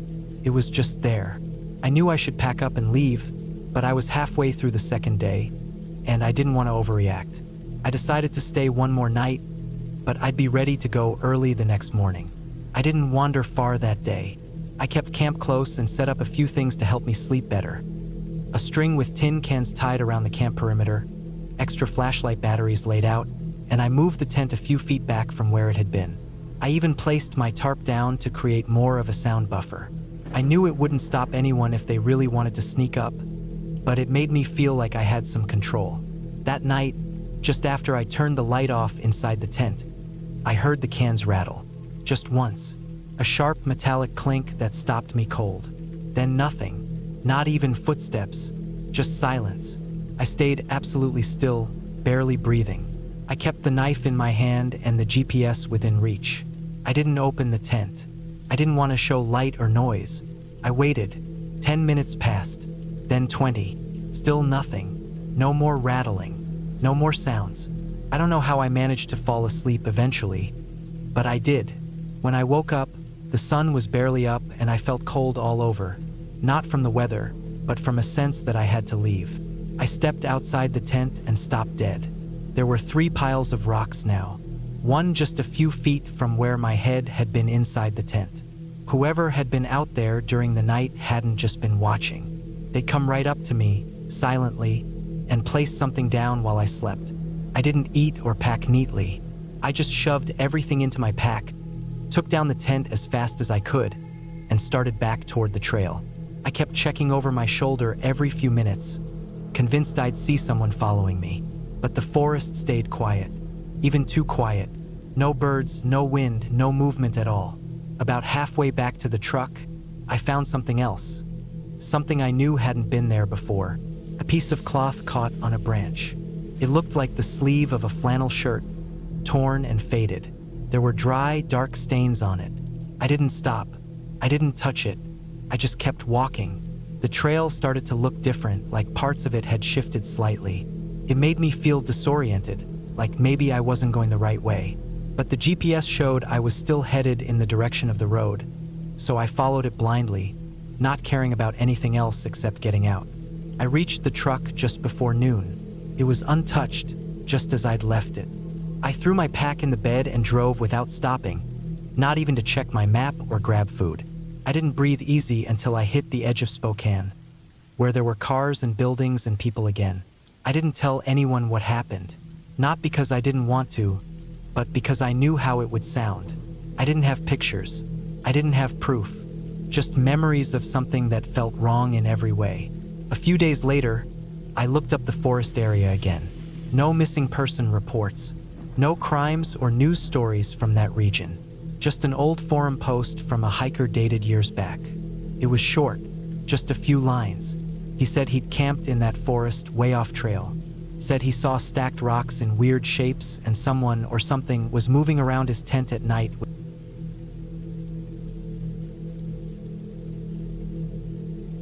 It was the middle of July when I decided to take a week off from work and go camping by myself.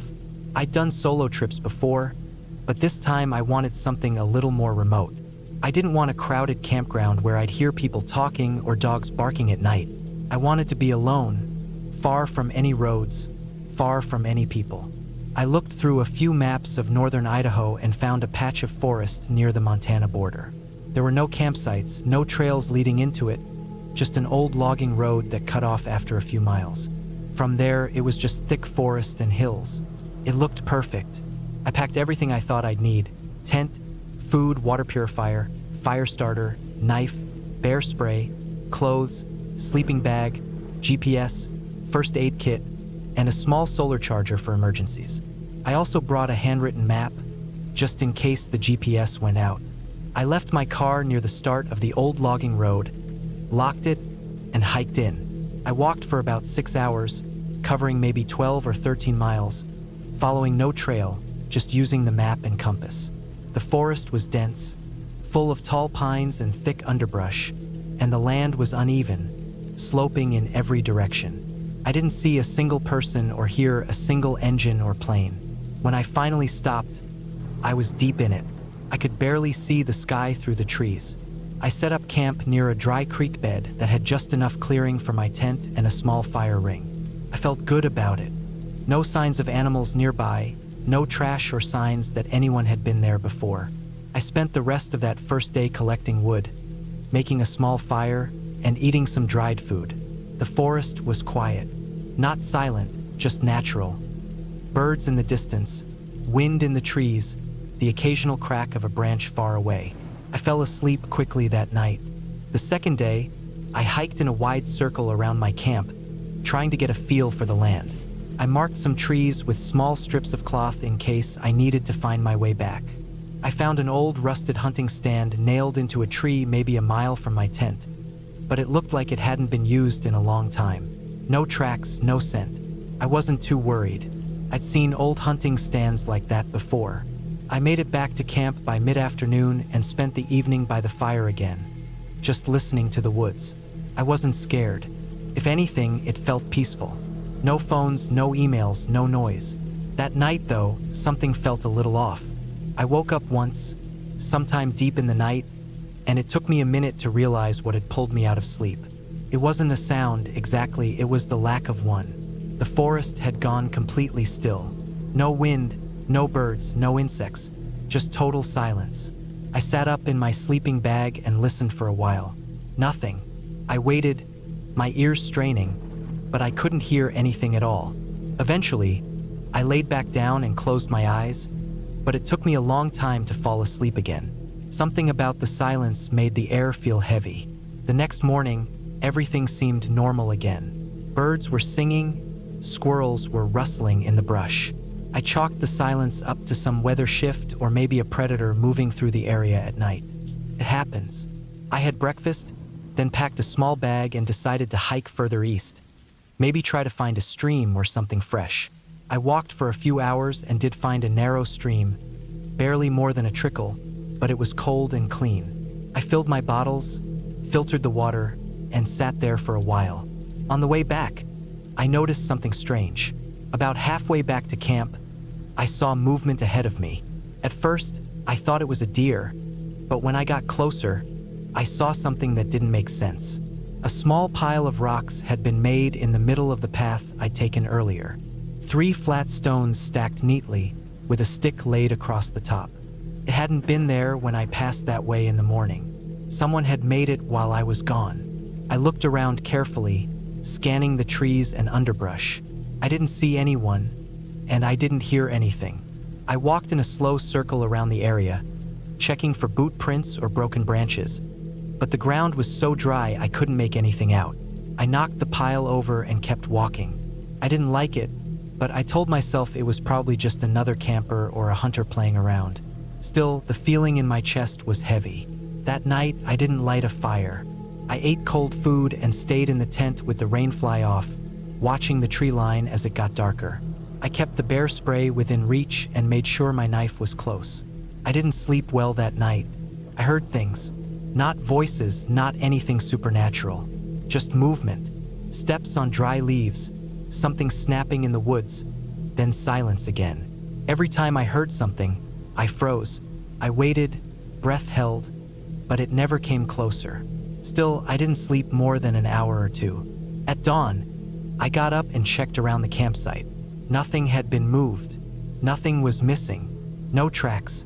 But I knew someone had been close. I should have left that day. I should have packed up and hiked out, but I didn't. I don't know why. Maybe part of me didn't want to feel like I was running away. Maybe I wanted to prove to myself it was nothing. I spent most of the day near camp, sharpening my knife, cleaning gear, trying to stay alert. Every so often, I'd walk in widening circles, checking for signs of people. Around mid-afternoon, I found another rock pile. This one was about 50 feet from my camp, hidden between 2 trees. It was smaller, just 2 stones and a feather stuck upright in the dirt beside it. That chilled me.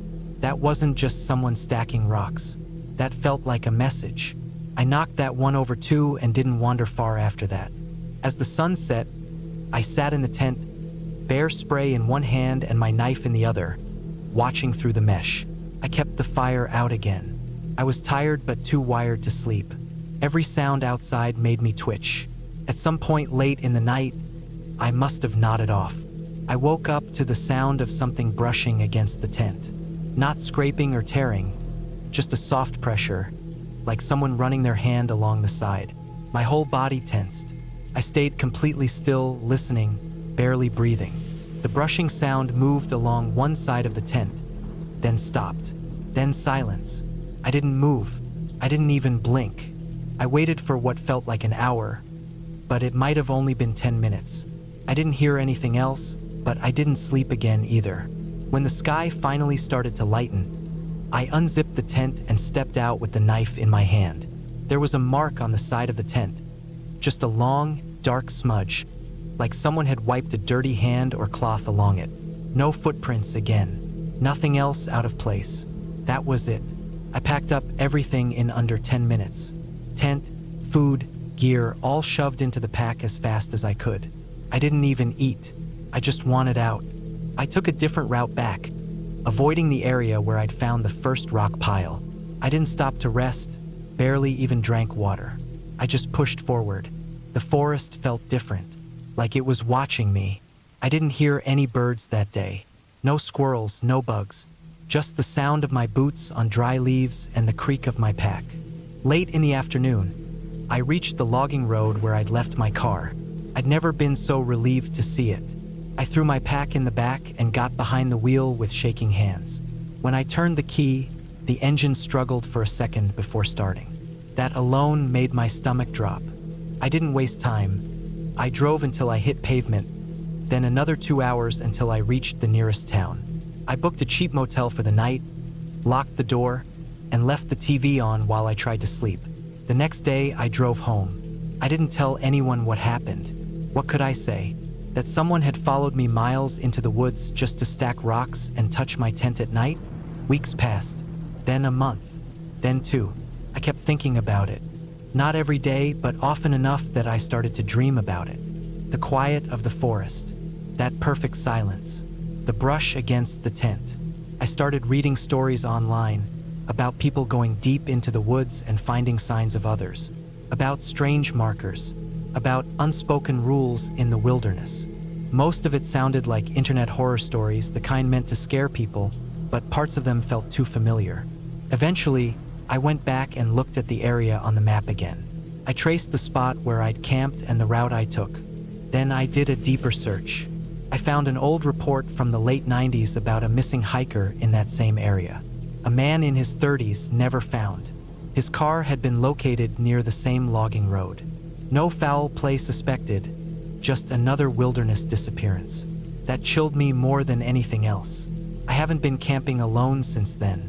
I still hike, still love the outdoors, but I stay near trails now, and I always let people know where I'm going. I bring more gear, more protection. But even now, years later, I sometimes wake up at night and think I hear that brushing sound again. Just soft pressure against the wall beside me. I know it's nothing, just a dream, just a memory, but sometimes I wonder how long they followed me, how far they came.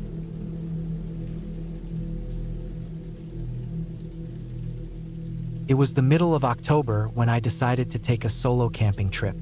I needed to get away from everything: work, traffic, noise, people.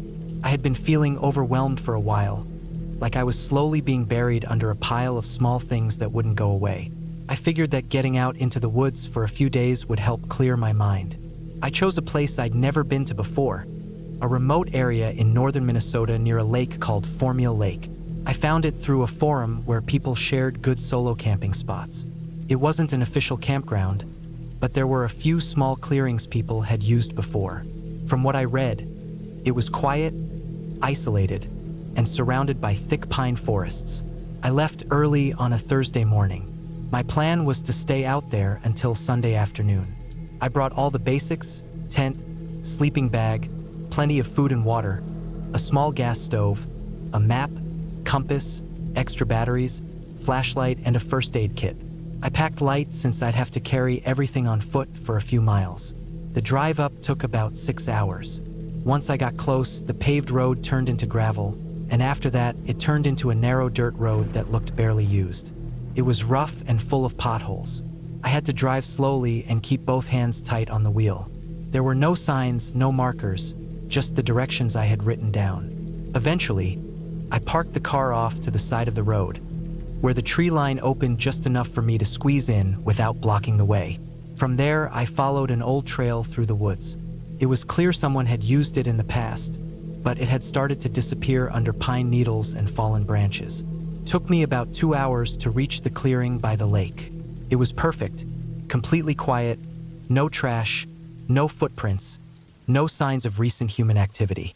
The lake itself was still and dark, surrounded by tall pine trees that blocked most of the sky. The wind made them sway just slightly, enough to create a soft, constant whispering sound. I set up my tent near the edge of the trees, where the ground was flat. I gathered some firewood and made a small fire ring out of rocks. Everything felt right. I felt like I could finally relax. That first night was peaceful. I sat by the fire, cooked some simple food, and watched the stars come out one by one. The air was crisp but not cold. I heard loons calling from across the lake and the occasional splash of a fish. Nothing else. No engines. No people. I hadn't realized how much I missed this kind of silence. I went to bed early, right after the fire died down. I slept well, better than I had in weeks. The next morning, I woke up at dawn. The air was colder, and there was a thin layer of mist hanging over the lake. I stepped outside to stretch, and my breath came out in white puffs. I made some coffee on the stove and ate a granola bar. As the sun rose, the mist started to lift, and the trees lit up in gold. It was beautiful. I spent most of the day exploring the area around the lake. I didn't wander too far from camp, just enough to get familiar with the place. I saw deer tracks, found some interesting rocks near the shoreline, and took some photos of the trees. The place felt untouched. No litter, no boot prints, nothing that suggested someone else had been there recently. I liked that. I liked the idea that I might be the only person out there. That night, I stayed up a little later. The fire crackled softly, and I sat there thinking about how much better I felt already. It was strange how just a day out here could make such a difference. I went to bed around 10 p.m. The sky was clear, and the stars were brighter than I'd seen in a long time. I left the rain fly off my tent so I could look up at them as I fell asleep. I woke up sometime in the middle of the night. It was still dark, but I could tell it was close to morning, maybe 3 or 4 a.m. What woke me up was a sound. It wasn't loud, but it was enough to pull me out of sleep. At first, I thought it was just an animal, a raccoon or a deer maybe, but it didn't sound like that. It sounded like movement, but not the quick scurry of an animal. It was slower, heavier, like footsteps.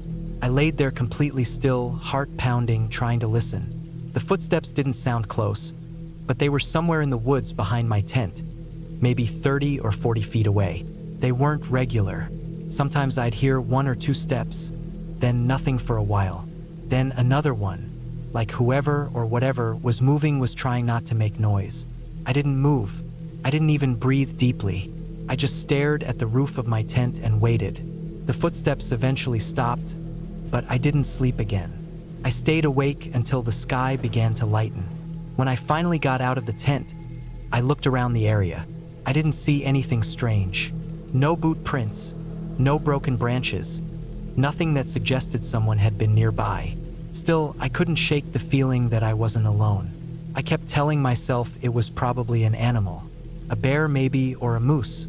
They're heavy enough to sound like a person walking, but I had this tight feeling in my chest that didn't go away. That day, I stayed closer to camp. I kept checking over my shoulder while I gathered more wood. I kept the fire going even though I didn't need it. It made me feel safer. That night, I went to bed earlier but didn't fall asleep right away. I lay there in my sleeping bag, eyes open, listening. At some point, I must have dozed off because I woke up again around the same time, sometime after 3 a.m. This time, I heard it again. The same slow, quiet movement, only now it sounded closer. I stayed completely still again, heart racing. I could hear the steps moving slowly along the edge of the clearing. They circled halfway around the tent, then stopped. For a long time, I didn't hear anything. I thought maybe whoever it was had left. Then I heard a sound I'll never forget. It was the soft, slow creak of a branch under someone's weight, not an animal. I knew that for sure now. It was too careful, too quiet. I stayed frozen, not even daring to sit up. I didn't want whoever was out there to know I was awake. Eventually, the sound stopped again. I waited until the sun came up before I moved. When I stepped outside, I saw it. Footprints. Real human footprints in the soft ground near the edge of the trees. Not old ones. Fresh. You could see the shape of the tread clearly. I counted at least 12 prints, moving in a wide half circle around my tent. They stopped about 15 feet from the back of it and then disappeared back into the trees. I looked in that direction, trying to see how far I could follow them, but the ground got harder and covered with leaves, so I lost the trail fast. I packed up most of my gear that morning. I didn't want to stay another night. I told myself I'd hike back to the car and leave early. But around noon, I started thinking maybe I was overreacting. Could have been someone hunting. Maybe they saw my tent and were just curious. I was out in the middle of nowhere, after all. Maybe they didn't mean anything by it. I decided to stay one more night, but I moved the tent slightly closer to the lake, away from where the footprints had been. I kept the fire going all day and added extra wood as night came. I stayed close to the flames, flashlight and knife at my side, just in case. That night, I didn't sleep at all. I sat near the fire until it burned down to embers, then moved inside the tent and stayed awake, listening. Nothing happened for hours, just wind and leaves and the distant call of owls. Around 4 a.m., I heard it again. Footsteps, slow, careful, coming from the opposite side this time. They stopped maybe 20 feet from the tent. Then silence, then one more step, then nothing. I waited for the sun again. As soon as it got light enough to see, I stepped outside. No footprints this time, but I knew they had been there. I could feel it. I packed everything fast. I didn't eat, didn't stop for anything. I just got my stuff and left. The hike back to the car felt longer than before. I kept looking over my shoulder. I kept hearing small sounds behind me. twigs snapping, leaves crunching. Every time I stopped, the sounds stopped too. When I finally reached the car, I felt a rush of relief. I threw everything in the back seat and got in. As I started to drive down that narrow dirt road, I looked in the rearview mirror and saw someone step out of the trees and stand on the trail behind me. Just standing there, watching my car disappear. I couldn't see their face. I didn't stop. I didn't slow down. I just kept driving. I didn't report it. I didn't go to the police. I didn't have anything to show them. No name, no face, no real evidence. Just footprints and fear. I didn't even tell anyone what happened until much later. I haven't gone camping alone since. I still go out sometimes, but only with friends. Only in places with other people around. I don't take chances anymore. What scared me most wasn't the idea that someone was out there. It was how careful they were. They never made a sound during the day. They never came close enough to be seen. They knew how to move through the woods without leaving a trace. They were watching me, learning my patterns, and I never saw them, not until the very end. That's what stayed with me. Not the footsteps, not the fear, the realization.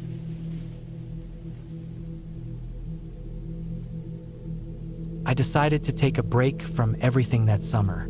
It was early July, and the heat had started to settle in across most of California. I just turned 37, and after a few tough months at work and dealing with some stuff in my personal life, I felt like I needed space. Real space. No screens, no traffic, no talking to people, just quiet. I had a few days off and figured I'd go up north, closer to the Oregon border, where the woods got thicker and the people got fewer. I packed my gear over the weekend. I'd camped plenty of times before, nothing fancy, just solo stuff with a tent, sleeping bag, stove, and the basics. This time, I wanted to push a little further than I usually did. I picked an area near the Marble Mountain Wilderness, just a bit west of Wairika. It was forest land, not a formal campsite, but open to dispersed camping if you hiked in far enough. I'd found a spot on satellite maps that looked good, several miles off any road, near a small river bend, surrounded by thick pine and oak trees. It was remote, no doubt about it, but that was what I was looking for. I drove up early Monday morning and got to the Forest Road turnoff by about 2 p.m. It was just me in the truck, with my gear in the back and the sun burning through the windshield. The Forest Road was dirt, filled with potholes and some ruts from rain runoff, but the truck handled it fine. After about an hour of slow driving, I parked at the end of a narrow clearing where the road faded into tall grass. From there, I had to hike in the rest of the way. It took me about 3 hours to hike to the river bend I'd picked. The path wasn't really marked, but I had GPS on my offline map, and the terrain wasn't too rough. Just a lot of brush and uneven ground. My pack weighed a good 40 pounds, so by the time I got there, my shirt was soaked through with sweat and my legs were shaking. But the spot was perfect. The river was slow and clear, probably just 30 feet across, and the banks were lined with smooth rocks and soft moss. The trees around the bend formed a natural windbreak, and I found a level spot under a few pines to pitch my tent. I set up camp slowly. I was in no rush. The sun didn't set until almost 9 p.m.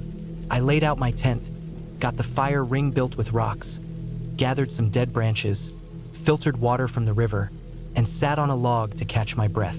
The quiet was incredible. Just wind in the trees, birds now and then, and the low gurgle of the river. No engines, no voices, not even a plane overhead. Felt good. That night, I made a simple dinner. Some rice and canned chicken, heated over my little stove. After that, I sat by the fire until the sky turned deep blue and the stars started to show. I didn't stay up long. My body was worn out, and I knew I needed a full night's sleep. I crawled into my sleeping bag and fell asleep fast. I woke up once in the middle of the night. It was dead silent, which actually startled me. I'd gotten used to the river noise, but for a moment, everything felt still. No wind, no bugs, just the sound of my own breath. I lay there for a while, listening, eyes open in the dark. Eventually, the soft rush of water came back to my ears, and I must have just been in a deep sleep when I woke. I turned over and fell asleep again. The next day was easy. I hiked around the area, not going too far, just exploring upstream and checking out some animal tracks. There were signs of deer and what looked like maybe raccoon prints near the edge of the water. I saw a snake slither into the grass, a harmless garter, and a hawk flew low overhead later in the day. I didn't see any people, and I didn't expect to. Around sunset, I made a small fire again and cooked some noodles. I was careful about cleaning up, packing away trash, and storing food in a bear canister a ways from the tent. I wasn't too worried about bears, it was black bear territory, but attacks were almost unheard of, and I wasn't doing anything to draw one in. I kept the fire low, watched the flames dance for a bit, then turned in. That night, I woke up again. This time it was a noise, very faint, but enough to pull me out of sleep. It was a soft crunch, like something stepping on dry pine needles or dead leaves. I held my breath and stayed still, trying to listen better. Came again. A single step, then nothing. A pause, then two more. I reached for my flashlight quietly and clicked it on inside the tent. I didn't unzip the door or anything. I just sat there, breathing through my nose, listening. My heart was already picking up speed. The sound had come from behind the tent, toward the river. It wasn't loud, just deliberate, not like a raccoon or squirrel moving around. Whatever it was bigger. Still, I told myself it could be a deer. I waited a good 10 minutes, flashlight still on, but I didn't hear anything else. Eventually, I turned it off and lay back down. I didn't fall asleep quickly that time. The next morning, I got out early and checked around the area. I didn't see any tracks near the tent, but a few small scuffs on the dirt by the river made me pause. They could have been from anything, nothing clear. Still, something about how quiet the woods felt that morning put me on edge. The birds were late to start. The wind was light. Everything just felt watchful. I couldn't explain it. I stayed busy to shake it off. I hiked downstream this time, maybe a mile or two, just to get my head right. On the way back, I noticed some broken branches near the trail I'd used earlier. Not fresh, maybe a day or two old, but they weren't the kind that would have snapped on their own. It looked like someone had stepped on them or pushed through. That's when it hit me. What if someone else was out here? It wasn't impossible. It was public land. But the odds of someone else picking the same remote bend seemed slim. Still, I kept thinking about that sound from the night before. I decided to be a little more cautious. I made my fire smaller that night and stayed closer to the tent. I didn't sit out as long, and I double-checked that my gear was packed up tight. Before I went to sleep, I made sure my headlamp and knife were within reach. I woke up again that night. This time it wasn't a sound that woke me. It was the feeling, like I wasn't alone. I stayed frozen in my sleeping bag, just listening. The river still flowed, but now I could hear soft rustling, closer than before, maybe 15 feet from the tent. Then came another sound, a low scrape, like something dragging across dirt or rock. I didn't move. My mouth went dry. Eventually, I reached for the headlamp and turned it on. I still didn't unzip the tent. I just sat there, holding the light, heart pounding. The noises stopped right after the beam clicked on. I waited at least 20 minutes before turning it off. Then I stayed awake the rest of the night, eyes open, not moving. In the morning, I went out and looked around again. This time I found something. Near the edge of the river, about 20 feet from my tent, were boot prints. Real ones. Not deep, but clear enough to see the tread. Too big for a child. Not mine. I wear size 10 trail shoes, and these were longer and wider. They looked fresh. I followed them slowly, just a few steps, until they veered off into the brush. Then they vanished into grass. That changed everything. It wasn't an animal. Someone had been near my camp, watching maybe, or passing through, but why that close? Why at night? I packed up most of my gear before noon. I left the tent up, but everything else went into my pack. I kept the knife on my belt and moved the bear canister closer. I didn't want to panic, but I wasn't going to stay another night if I heard anything again. That evening, I didn't make a fire. I ate cold food and kept the lights off. I sat in the tent for hours, just waiting.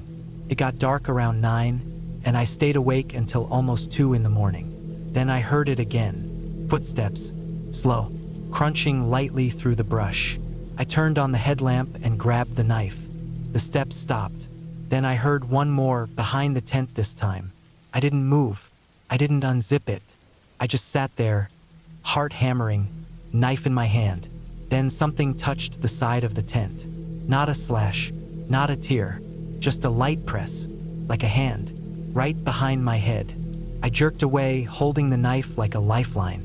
The pressure vanished instantly. I stayed up until dawn. As soon as the sun lit up the trees, I packed the tent and started hiking. I didn't stop to eat. I didn't stop to rest. I hiked hard for over 3 hours until I reached the truck. The road back felt twice as long as before. Every rustle in the brush made me flinch. I locked the doors the second I got inside. I drove straight home. I didn't stop for gas or snacks until I was well out of the forest. When I got home, I washed everything, packed it all away. I didn't tell anyone the full story, just said the trip had been fine but that I'd cut it short. That was true, mostly. For weeks afterward, I kept thinking about those boot prints, that quiet pressure against the tent wall, the way the woods felt, like they weren't empty. I've camped all over the country, alone and with others, but I've never felt that way before.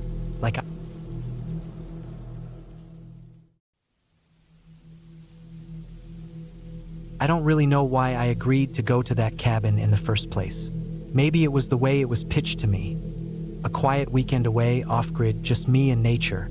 No work emails, no buzzing phone, no traffic, no city noise.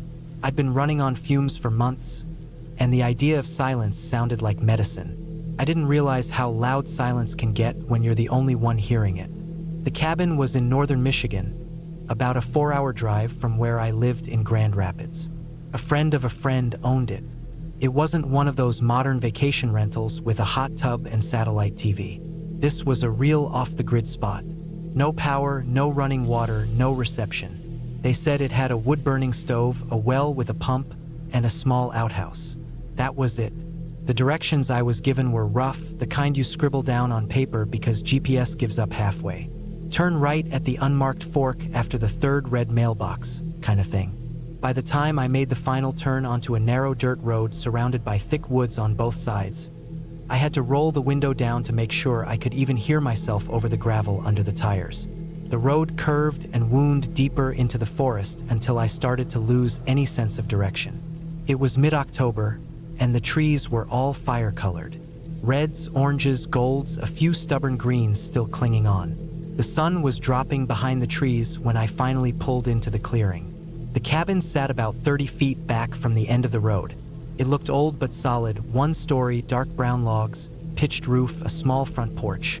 A rusted axe leaned against a pile of chopped wood, and there was a dented metal bucket next to the well. Inside, it smelled like wood and something faintly musty. I walked through slowly, feeling like I was stepping into a museum. There was one small bedroom with a cot and a thin mattress, a little table with 2 chairs, a shelf with some old paperbacks, and a stove in the corner with a stack of wood next to it. I dropped my bag near the bed and lit a candle. The light flickered across the walls, casting long shadows that danced on the rough wooden boards. It was already cooling down outside, and I could feel the cold creeping in through the cracks, so I got the fire going early. It took longer than I thought to get a good burn going. I hadn't used a wood stove since I was a kid. By the time the fire was strong, I was sweating a little. The cabin warmed up slowly, and I sat near it for a while, listening to the crackling and letting my brain finally slow down. The first night wasn't bad. Quiet. Too quiet, maybe. I kept hearing little noises outside. Branches cracking, leaves rustling. And even though I told myself it was just animals or the wind, it still put me on edge. I didn't sleep that well. Every little sound made me open my eyes and listen hard. The next morning, I pumped water from the well into the bucket and used it to wash up a little and boil some coffee on the stove. Felt good, honestly. Primitive but clean in a weird way. The sun was out, so I decided to take a walk down the trail I'd seen behind the cabin. It led into the woods and wasn't marked, but it looked like it had been used before. I walked for about an hour, just breathing in the fresh air, feeling the earth under my boots. The trail got tighter the farther I went, the trees closing in, and at one point I came across an old hunting blind up in a tree. It looked abandoned. The ladder was half-rotted, and the whole thing swayed when the wind moved the branches. I stood there looking up at it for a while before heading back. When I returned, something felt off. I don't know how else to describe it. The cabin looked the same, but I had this crawling feeling in the back of my neck. I told myself I was being paranoid, just spooked from the walk in the dense woods, but the feeling didn't really go away. I checked the door. It was still locked the way I left it. I went inside, and nothing seemed touched. Still, I felt watched. That night, I had trouble sleeping again. The fire had died down and the temperature dropped hard. I kept waking up cold. At one point, around 3 a.m., I heard a thump outside. Not loud, but clear. A single, dull thump like something fell or was dropped. I sat up and held my breath, staring at the wall. The stove made its usual ticking as it cooled, but that thump had nothing to do with the stove. Came from outside, near the back. I didn't go out there. I stayed awake for another hour, listening. Nothing else happened. I must have dozed off eventually, because when I opened my eyes again, light was coming in through the gaps in the window shutters. I stepped out the front door, boots crunching over frosted leaves. I walked slowly around the cabin, looking at the ground, and I saw it, a shoe print, a single muddy print, near the back window. It wasn't mine. It was too wide. I wear a size 10 and this had to be a 12, maybe bigger. The edges were still fresh and wet. Someone had been out there during the night. I stood there for a long time trying to process it. There was no reason anyone else should be out here. The nearest cabin or house was miles away. I hadn't passed a single car on the drive-in. My heart started pounding, and suddenly the silence didn't feel peaceful anymore. Felt like a trap. I went back inside and locked the door. I pushed the little table up against it too, even though I knew it wouldn't do much. I didn't have a gun, just a folding knife in my backpack. I kept it on me the rest of the day. I didn't leave the cabin. I just sat inside, listening. Every now and then I'd go to the window and peek through a gap in the shutter. Nothing. No movement, no sign of anyone. But the woods were thick, and someone could be out there watching and I wouldn't know it. The feeling in my gut wouldn't go away. That night, I didn't sleep at all. I kept the fire going and sat in the chair with the knife in my hand, listening to the darkness press in around me. At around 1 a.m., I heard it again. A sound. Not a thump this time, more like a scrape. Long and slow along the back wall of the cabin. Then nothing. I didn't move. I just sat there, eyes wide, the sound echoing in my head. After about 10 minutes, I got up and went to the back window, careful not to make noise. I pulled the curtain just a sliver and looked out. Nothing. But then movement, just for a second. A shape. It passed between two trees, maybe 30 feet from the cabin. Tall, broad-shouldered, dark, then gone. I backed away from the window and sat back down. My hands were shaking. I didn't light another candle. I didn't want any light giving away where I was. The morning took forever to come. I barely moved until I saw the light coming in again. When it did, I packed. Fast. I stuffed everything into my bag. Didn't bother cleaning up. I didn't eat, didn't drink. I just threw my stuff in the truck, started it up, and turned around. As I was backing out of the clearing, I saw something in the rear view.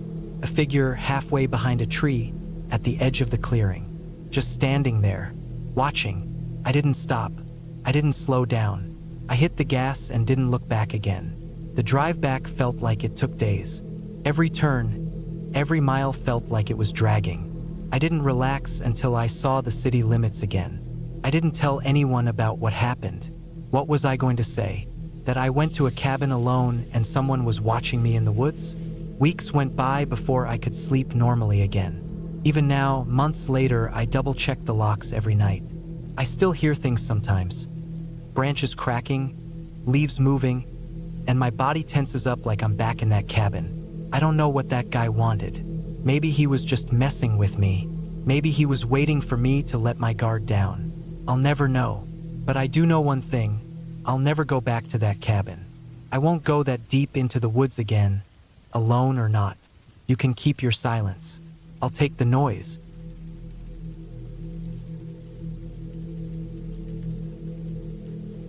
I rented the cabin on a Thursday. It was early fall, mid-September, and the leaves were just starting to change. The place was about 3.5 hours north of where I lived, tucked away in the edge of the Adirondacks, just far enough to feel isolated without being completely off the grid. I found it on a short-term rental site. The photos showed a plain wooden cabin, nothing fancy, just a little A-frame with a wood stove, a porch out front, and a clearing in the trees. It looked peaceful. That's all I wanted. A few days to myself to disconnect. No emails, no meetings, no traffic, no people.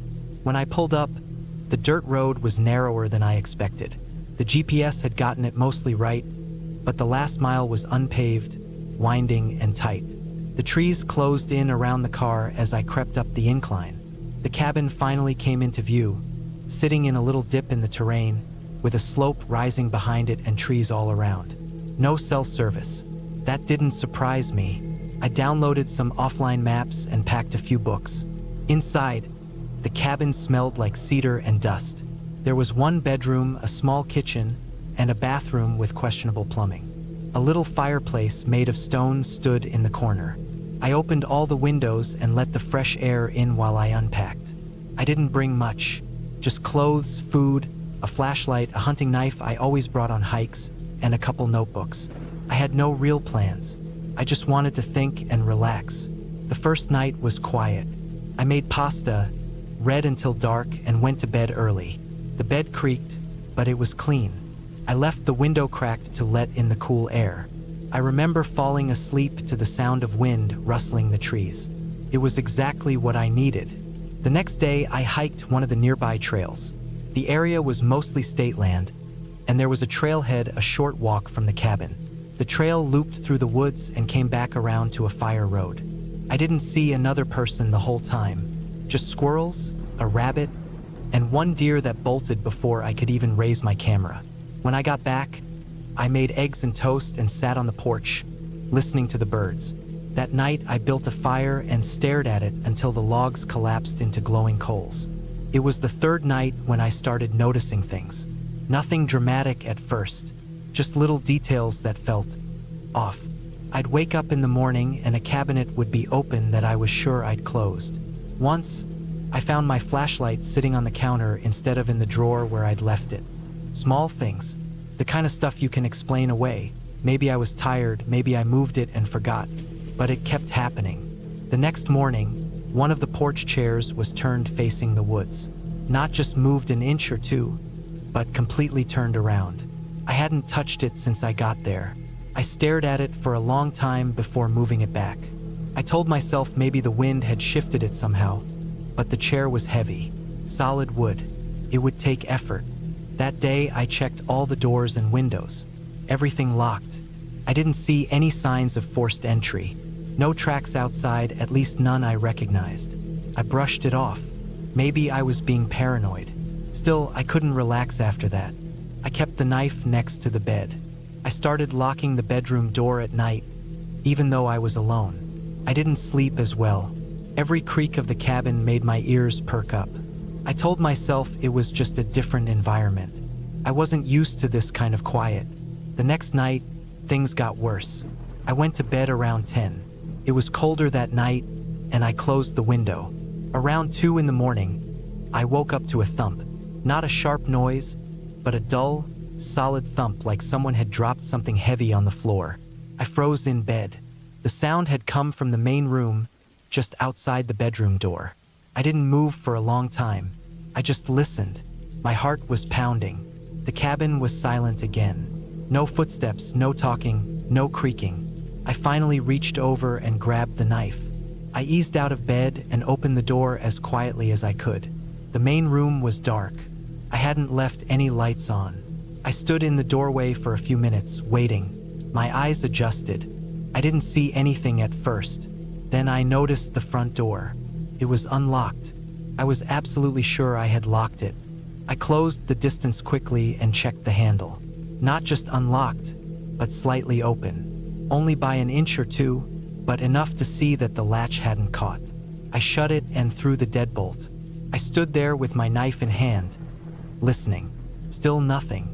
I checked every corner of the cabin. bathroom, closet, under the bed.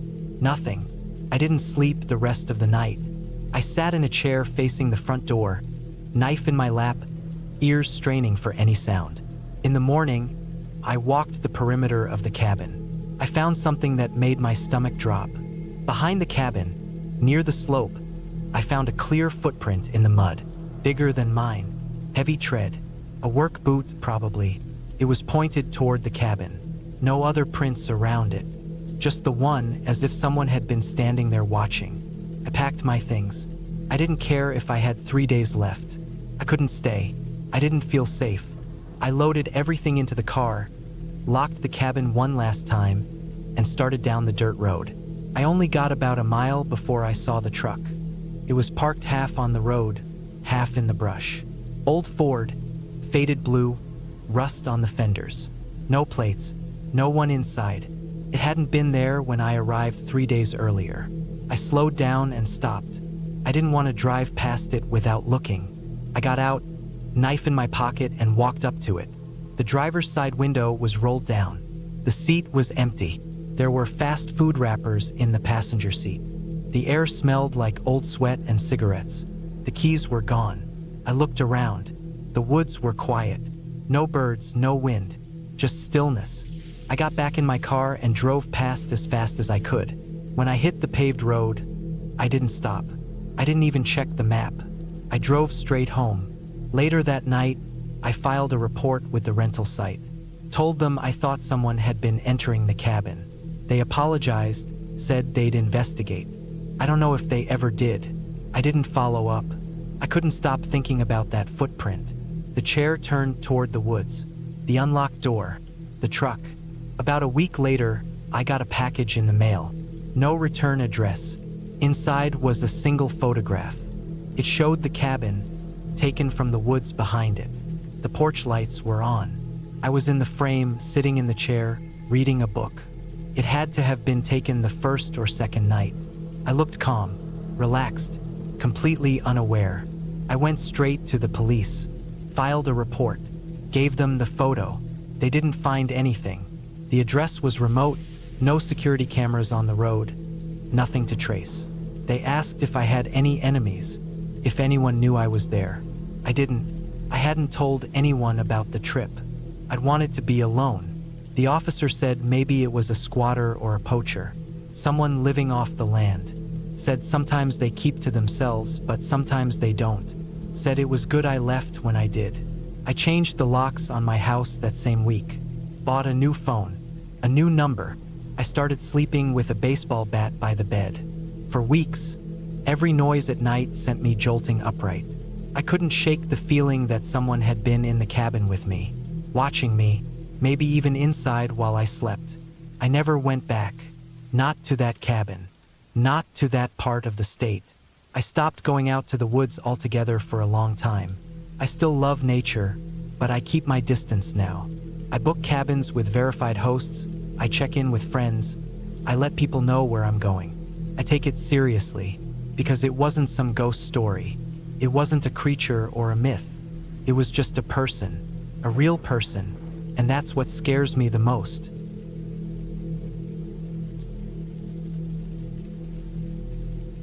Started as a solo getaway I'd been meaning to take for years. I kept putting it off, always some excuse. Work, life, money. But after a rough winter and a burnout that hit me harder than I expected, I finally pulled the trigger and booked a small off-grid cabin in northern Minnesota, not far from the Canadian border. No Wi-Fi, no cell signal, just a tiny one-room cabin with a wood stove, a twin bed, and a porch overlooking a private lake. I left on a Thursday morning. The drive up was long, 7 hours from Minneapolis, but I liked the silence, the slow change in scenery from city to forest, buildings fading into endless pines. My last stop before entering total wilderness was a general store in a town called Ely. I stocked up on supplies, canned food, firewood, a couple gallons of water, propane for the single-burner stove in the cabin, and some instant coffee. The guy at the counter looked like he'd lived up there his whole life. He gave me a long look when I told him where I was headed. "That's real far out," he said. "You got a radio?" I didn't. He raised an eyebrow but didn't press it. The road past Ely turned to gravel and then to dirt. The last 5 miles were more like a trail than a road. Just 2 wool ruts through the trees, lined with wet, dead leaves and mud from snowmelt. I had to take it slow, sometimes creeping along at less than 5 miles an hour. My tires slid more than once. It crossed my mind that I should have come in a truck instead of my old Subaru, but I made it eventually. The cabin was about 100 feet from the lake, tucked between tall pines and bare birch trees. It was exactly what I wanted: quiet, simple, remote. No other cabins in sight, just forest, lake, and sky. There was a tiny outhouse about 30 yards from the main building, and a hand pump well I was told might not work this early in the spring. The ground was still soft from the melt. Snow lingered in patches near the trees. Inside the cabin, everything was basic but clean. A twin bed with flannel sheets, a small table and chair, shelves with dishes and old books, and a wood stove that was clearly used often. A single-pane window looked out over the lake, and there was a small axe leaning against the wall by the door. No electricity, no plumbing, just oil lamps and matches, a couple flashlights, and candles in old jars. I unpacked and settled in. That first night was peaceful, cold, but the wood stove kept me warm. I sat on the porch wrapped in a blanket and watched the lake until it got too dark to see. No lights anywhere, just stars. So many of them it felt like I was floating in space.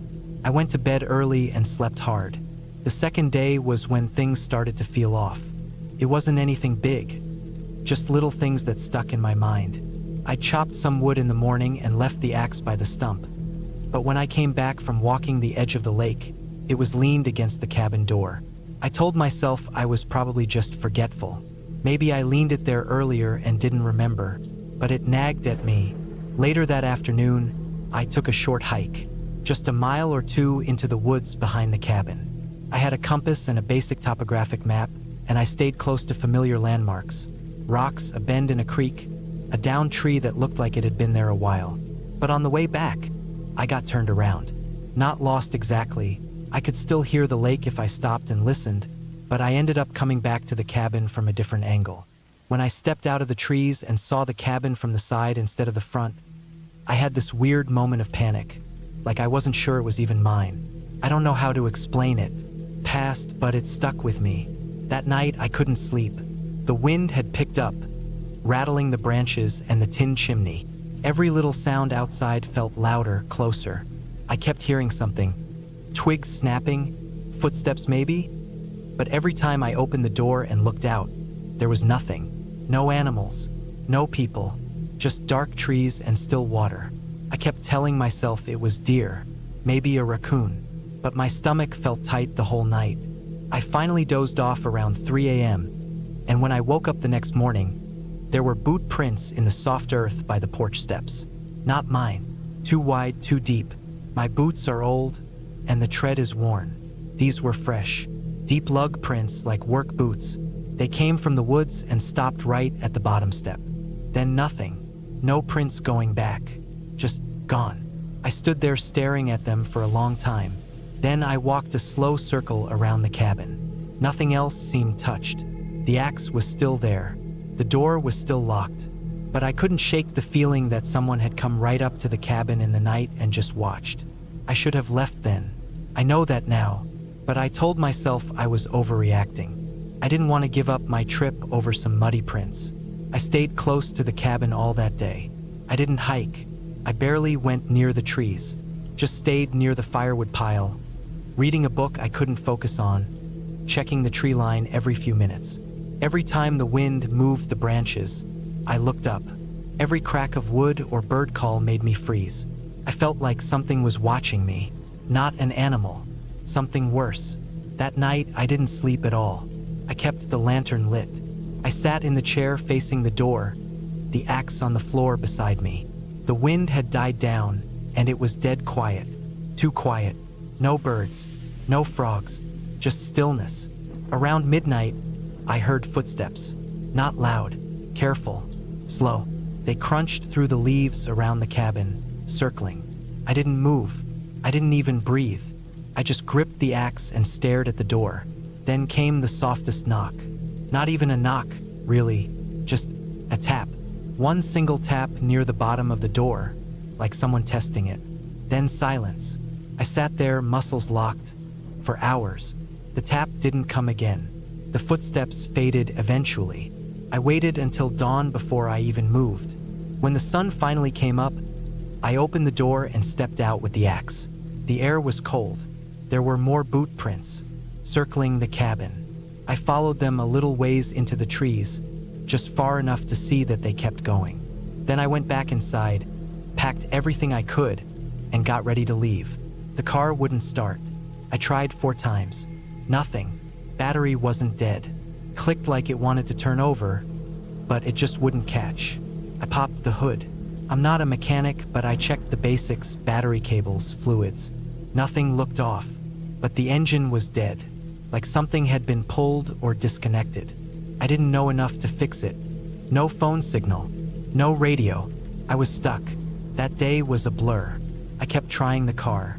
I started a fire and kept it burning, hoping maybe the smoke would be visible from the air.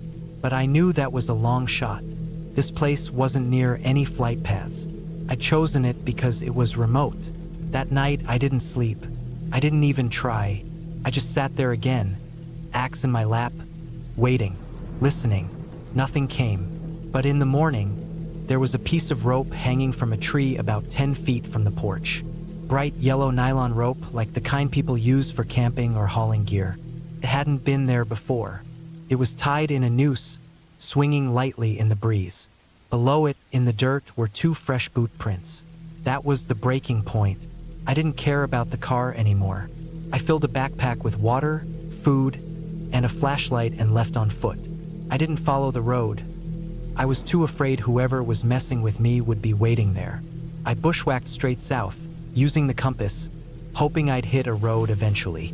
I walked all day, barely stopping to drink, nerves stretched to the edge. It was almost dark when I found a dirt road. I didn't know where it went, but I followed it. I walked another few miles before I saw a pickup parked in a clearing. Nobody around. Keys in the ignition. I waited nearby, hiding in the trees, until a man came out of the woods with a shotgun slung over his shoulder. He looked surprised to see me, but not scared. I must have looked like hell, dirty, shaking, eyes wild. I told him I'd been staying at a cabin, that something wasn't right, that my car wouldn't start. He didn't ask many questions. He drove me to a small ranger station 20 miles away and waited with me until someone arrived. I gave a full report. Everything I saw, the boot prints, the rope, the sounds at night. They took it seriously. A few days later, I got a call saying someone had broken into another cabin a few miles away and stolen tools, food, and a pair of boots. They think whoever it was had been living rough in the woods all winter, maybe longer. They found my car. The starter wires had been cut. They never caught the guy. I don't go out there anymore. I don't camp alone. I sold the Subaru and got a truck with a CB radio. And every night, no matter where I am, I lock the door and double-check the windows. That noose in the tree still haunts me, because it wasn't meant for me. It was a message, a warning, and I listened.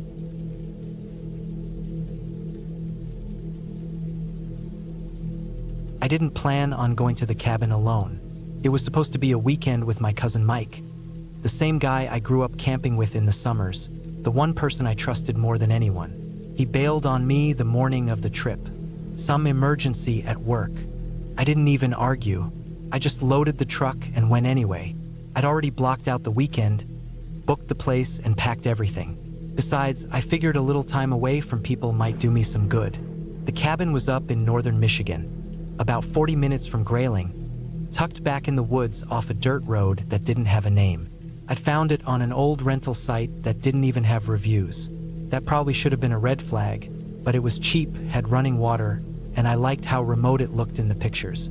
No neighbors in sight, which sounded perfect at the time. I got there around 3 in the afternoon. The sun was still high, but the trees were already starting to cast long shadows across the clearing. It wasn't a fancy cabin, just a small wooden structure with a pitched metal roof, a front porch, and one visible window. There was a narrow gravel path that led up to it from the main road, maybe a quarter-mile long, and it was barely wide enough for my truck to squeeze through. On either side of the path, thick forest. Pines mostly, but some birch and maples mixed in. It looked peaceful.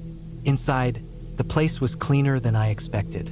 One room with a twin bed, a small kitchen with a mini fridge and gas stove, and a little table with 2 chairs. The bathroom was a separate little closet-sized room with a toilet and sink. No shower. The water came from a well and the pressure was weak, but it worked. I dropped my backpack on the bed and unpacked slowly, letting myself settle into the silence. I spent the rest of the day walking around the property. Behind the cabin, there was a trail leading into the woods. It looked like an old deer trail, maybe used by hunters. I followed it for about half a mile until it broke into a small clearing, nothing but grass and low brush. I saw a couple of tree stumps with old axe marks and guessed someone used the spot for firewood at some point. There was no trash, no beer cans or bottles, nothing that suggested people had been out here recently. That was part of what made me uneasy. Even that first night, something felt a little off. It wasn't anything I could point to, just a sense that the woods were too quiet. I grew up near the forest, spent summers camping, and I know what a healthy forest sounds like. Wind in the trees, squirrels and chipmunks darting around, the occasional bird or rustling in the underbrush. But that night, after the sun went down, there was nothing, just stillness. I sat on the porch for a while with a beer in my hand, listening for any sign of life, but I didn't hear a single chirp. No crickets, no owls, no wind. I went inside, locked the door, and got into bed. I told myself it was just in my head, that maybe I wasn't used to this kind of silence anymore. But around 2 in the morning, I woke up. Not from a noise. I don't remember hearing anything specific, but I was suddenly wide awake, heart racing, like I'd been yanked out of sleep. I laid there staring at the ceiling, and after a few minutes, I realized the woods were still dead quiet. I couldn't sleep after that. I kept thinking I heard faint creaks or soft thuds outside, like footsteps on dirt or someone brushing against the side of the cabin. Every time I got up and looked out the window, there was nothing, just dark trees and shadows. I eventually dozed off close to sunrise, but it wasn't restful. The next day I felt off. Not sick, just foggy, like I hadn't really slept at all. I made coffee and ate a granola bar, then decided to clear my head with a walk. I went back to the trail I'd explored the day before and followed it further this time, pushing past the clearing and into denser woods. Maybe a mile in, I noticed something strange. A tree up ahead had what looked like deep gashes down its trunk. Not from animals. These were long, clean, vertical slashes, maybe from a blade. I walked closer and counted 4 of them, all in a neat row about shoulder height. I touched the bark, smooth where the wood had been exposed, like the cuts were fresh. I looked around and saw more trees with similar marks, all spaced about 20 or 30 feet apart, in a rough zigzag pattern through the woods. I followed the path of marked trees for maybe 10 minutes until I reached a spot where the forest floor had been disturbed. The dirt was loose, like someone had recently dug a hole and filled it back in. There was no mound, just a slight depression, and some scattered rocks nearby. I crouched and pressed my palm against the dirt. It was cool, soft. Something had definitely been dug up or buried here. I don't know why, but it made my skin crawl. I stood up quickly, looked around, and suddenly felt like I was being watched. Not by an animal, by someone. I turned and headed back to the cabin, walking fast but trying not to run. The trees felt like they were closing in. Every shadow seemed darker than it should have been. I kept thinking I heard footsteps behind me, but every time I stopped to listen, it was dead silent. Back at the cabin, I locked the door again. I thought about packing up and leaving right then, but I talked myself out of it. Maybe I was overreacting. Maybe the tree marks were from hunters or surveyors, and the dirt could have been an animal digging. That's what I told myself. I spent the rest of the day reading and sitting inside. That night was worse. Around midnight, I heard the soft crunch of gravel outside. I froze. The gravel path was the only way to reach the cabin. I hadn't heard a car, and it wasn't windy. This was slow, deliberate movement. I turned off the lamp and sat on the floor behind the bed, where I could see the front window. I waited. After about 5 minutes, a figure moved past the window. Just a quick shape, tall, wide-shouldered, wearing dark clothes. No flashlight, no sound except for the crunch of their steps. They didn't knock, didn't try the door, just walked past slowly and disappeared into the woods. I stayed there all night, not moving, barely breathing. I didn't have a gun, only a small hatchet and a hunting knife in my backpack. I kept them both close. I must have fallen asleep at some point, because I woke up just after dawn to the sound of birds chirping. Finally, that morning I made my decision. I was leaving. I didn't care if I was being paranoid. I packed everything, shoved it into the truck, and didn't even stop to eat. The woods felt different again, but in a good way, like life had returned. Still, I wanted to be gone. I started down the gravel path.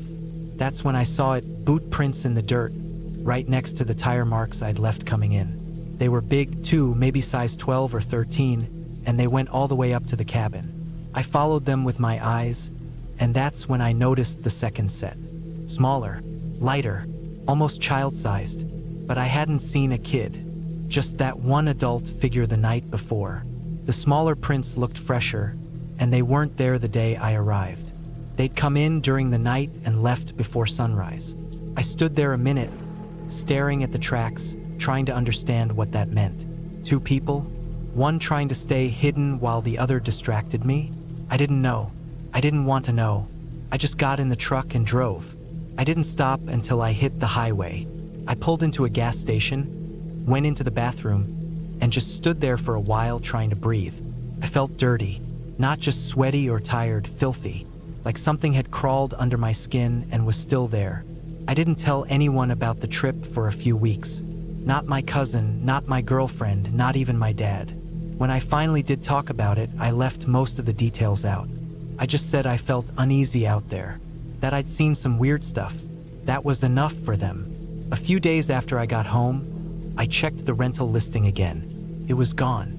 The page was blank, no pictures, no contact info, nothing. Like the place had never existed. I tried emailing the guy who set it up, but the message bounced back. I thought about reporting it to the police, but what would I say? That I saw some footprints? That the woods were too quiet? That someone walked past my window but didn't do anything? They wouldn't care. They'd tell me to stop watching horror movies. So I let it go. But something still bothers me. That night, when the man walked past the window, I remember thinking how slowly he moved, like he was waiting for me to make a sound. And the more I think about it, the more I realize I never heard him leave. I watched the window for over an hour. I never saw him come back the way he came. He just disappeared into the trees, and I'll never know if he was alone.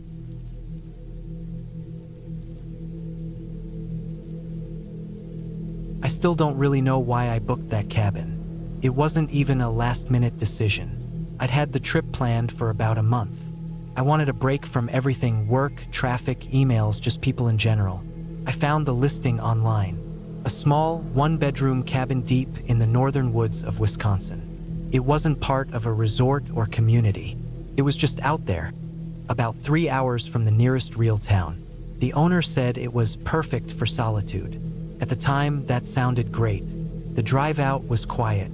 I left on a Thursday morning to avoid weekend traffic, packed up my car with groceries, gear, a few books, and basic supplies. The last 45 minutes of the drive were on a dirt road that hadn't been maintained much, so I took it slow. The trees got thicker, taller.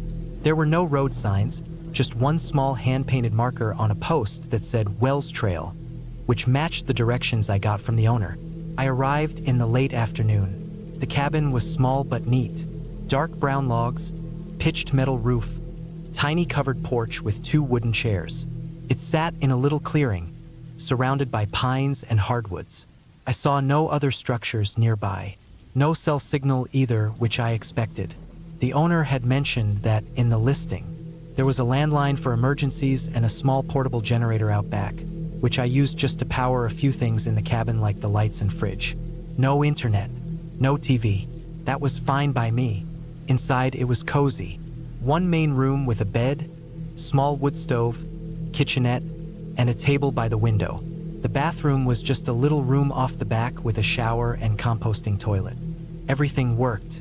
There was a pile of split firewood stacked next to the stove and a few extra blankets in the closet. I settled in quickly. The first night was peaceful. I cooked a simple meal, read for a while, and listened to the wind in the trees. I fell asleep early and slept better than I had in months. The second day was more of the same. I hiked a few short trails near the cabin that the owner had mentioned in a little handwritten guidebook. I saw no one, just deer, birds, squirrels, and once way off in the distance what I thought was a black bear, but it was too far to be sure. I made it back before sunset, ate, read some more, and went to bed again, feeling even more relaxed. It wasn't until the third night that something felt off. I woke up around 2 a.m. for no real reason. There wasn't a sound or a dream that triggered it. I just opened my eyes and felt alert. The cabin was dark. I kept the generator off at night to save fuel and used a flashlight if I needed anything. I lay there for a minute, not moving, listening. Then I heard it, a crunch. It sounded like footsteps on the leaves outside. Just a few, not constant, and then nothing. I waited, ears straining. No other sounds followed. I told myself it could have been a deer or a raccoon. That was more likely than anything else. Still, I got up, grabbed the flashlight, and quietly made my way to the window by the table. I shined the light out, but all I saw were trees. I stood there for a while, scanning the clearing. No movement. Eventually, I went back to bed, but it took me over an hour to fall asleep again. The next morning, I went outside and walked the perimeter of the clearing. The ground was covered in leaves and pine needles, so spotting prints was tough. I thought I saw a few marks near the edge of the woods that could have been boot prints, but I couldn't be sure. They didn't go anywhere in particular. I chalked it up to me being overly alert. Maybe I had heard something, but it didn't mean someone was out there. Still, I felt different that day, a little unsettled. I kept my ears open more. Every creak or thump caught my attention. I even started locking the door when I was inside, which I hadn't bothered with before. It wasn't paranoia exactly, but I just couldn't shake the feeling that someone might have been out there that night. That evening, I didn't stay up reading. I turned the generator off earlier and lay in bed with the flashlight nearby. I didn't fall asleep right away. Around midnight, I heard it again. This time, slower, deliberate. Footsteps, 2 or 3 steps, then silence. Then again off to the side of the cabin. Same pattern, like someone circling. I didn't move at first. I just lay there, heart racing. Then I sat up slowly and grabbed the flashlight. I didn't turn it on yet. I moved to the same window, knelt down and peeked out. Nothing. But then I heard a twig snap behind the cabin. I waited, heart pounding in my chest. I flipped on the flashlight and aimed it through the side window, sweeping the light across the edge of the trees. For a split second, I thought I saw something move between the trees.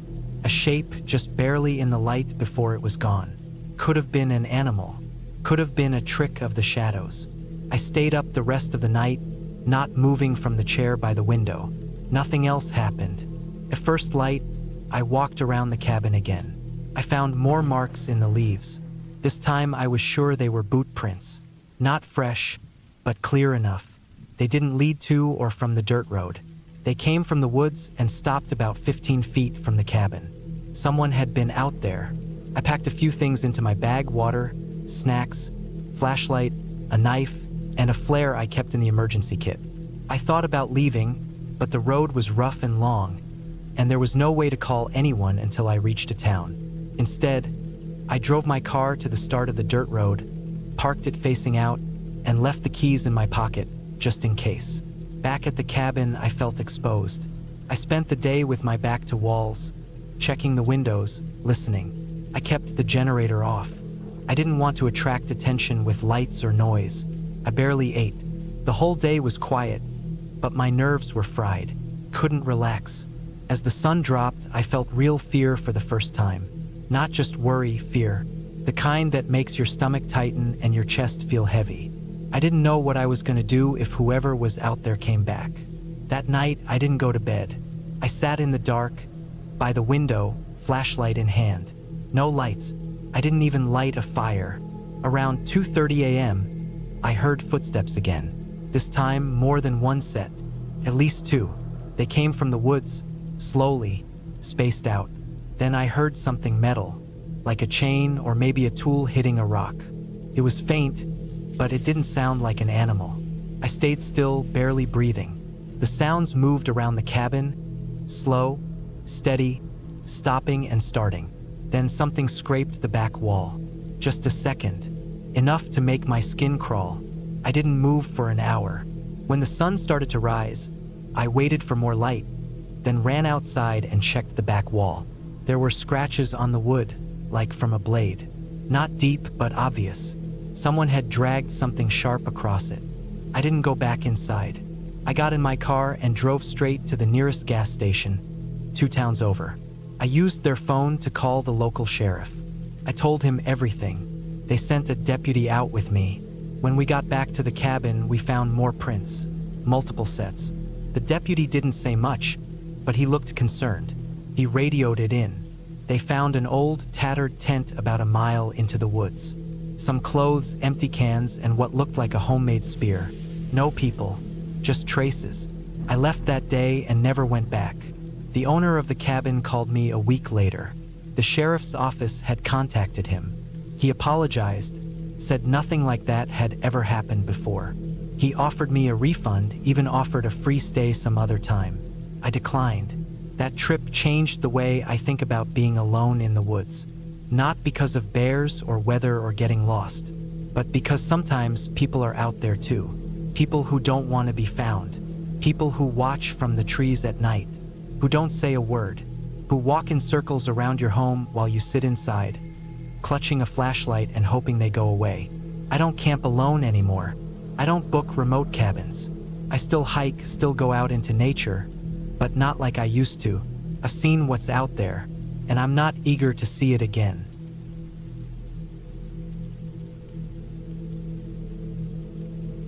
I didn't plan to spend a week alone in a cabin. It was supposed to be a quiet getaway with a couple of old friends. We'd been talking about it for months. Just a break from everything. No phones, no work emails, no noise. Just the woods, a lake, maybe some beer and fishing. The kind of reset you think about when life's been too loud for too long. We'd found the place through a guy one of my buddies knew. It wasn't a rental listing or anything official like that. Just a cabin out by a small lake in the middle of nowhere, probably 4 hours out from anything you'd call a real town. According to the guy, it belonged to his uncle who didn't use it anymore, and we could have it for a week as long as we cleaned up after ourselves. It sounded perfect. Too perfect, in hindsight. Only one of the guys showed up the morning we were supposed to leave, Ryan. The others dropped out last minute. Family emergencies, work stuff, you name it. We debated calling it off, but the cabin was already arranged. Time off already taken. I told Ryan I was still going, and he said he'd think about it, maybe come out a day or two later. That was the last I heard from him until I got back. So I went alone. Took my truck, packed with supplies for a full week, non-perishables, bottled water, camping gear just in case, an old .22 rifle for small game or self-defense, and a bunch of random stuff like a flashlight, batteries, a first aid kit, and a few books. I left my phone on airplane mode. I didn't expect service out there anyway. The drive out was long but uneventful. 2 hours on paved roads. Then another 2 through winding gravel paths that got narrower the farther I went. The last mile felt like it hadn't seen traffic in years. Trees hung over the road so thick that daylight barely got through, and I had to slow down to keep my tires from slipping into ruts. The cabin wasn't much, but it wasn't falling apart either. 1 level, a single room with a little kitchen area, a wood stove in the middle, and a bed against the far wall. A small bathroom had been added on at some point, with a composting toilet and a plastic tank for hand washing. Out back there was a woodshed, maybe 30 feet from the cabin, and a small dock that stretched out into a calm, dark lake. No other cabins or buildings in sight, just the forest and me. It was early afternoon when I arrived. I unloaded the truck, checked the place over, swept out some cobwebs. Everything looked fine. A bit dusty, a few spider webs, but no signs of animals inside or anything dangerous. There was no electricity, of course. Just an old propane stove and a single propane lantern. I got a fire going in the wood stove and cooked some canned soup. That night, I sat out on the dock with a flashlight and watched the stars come out. The first night was peaceful. I slept well. The quiet was unreal, like real silence that you just don't get anywhere else.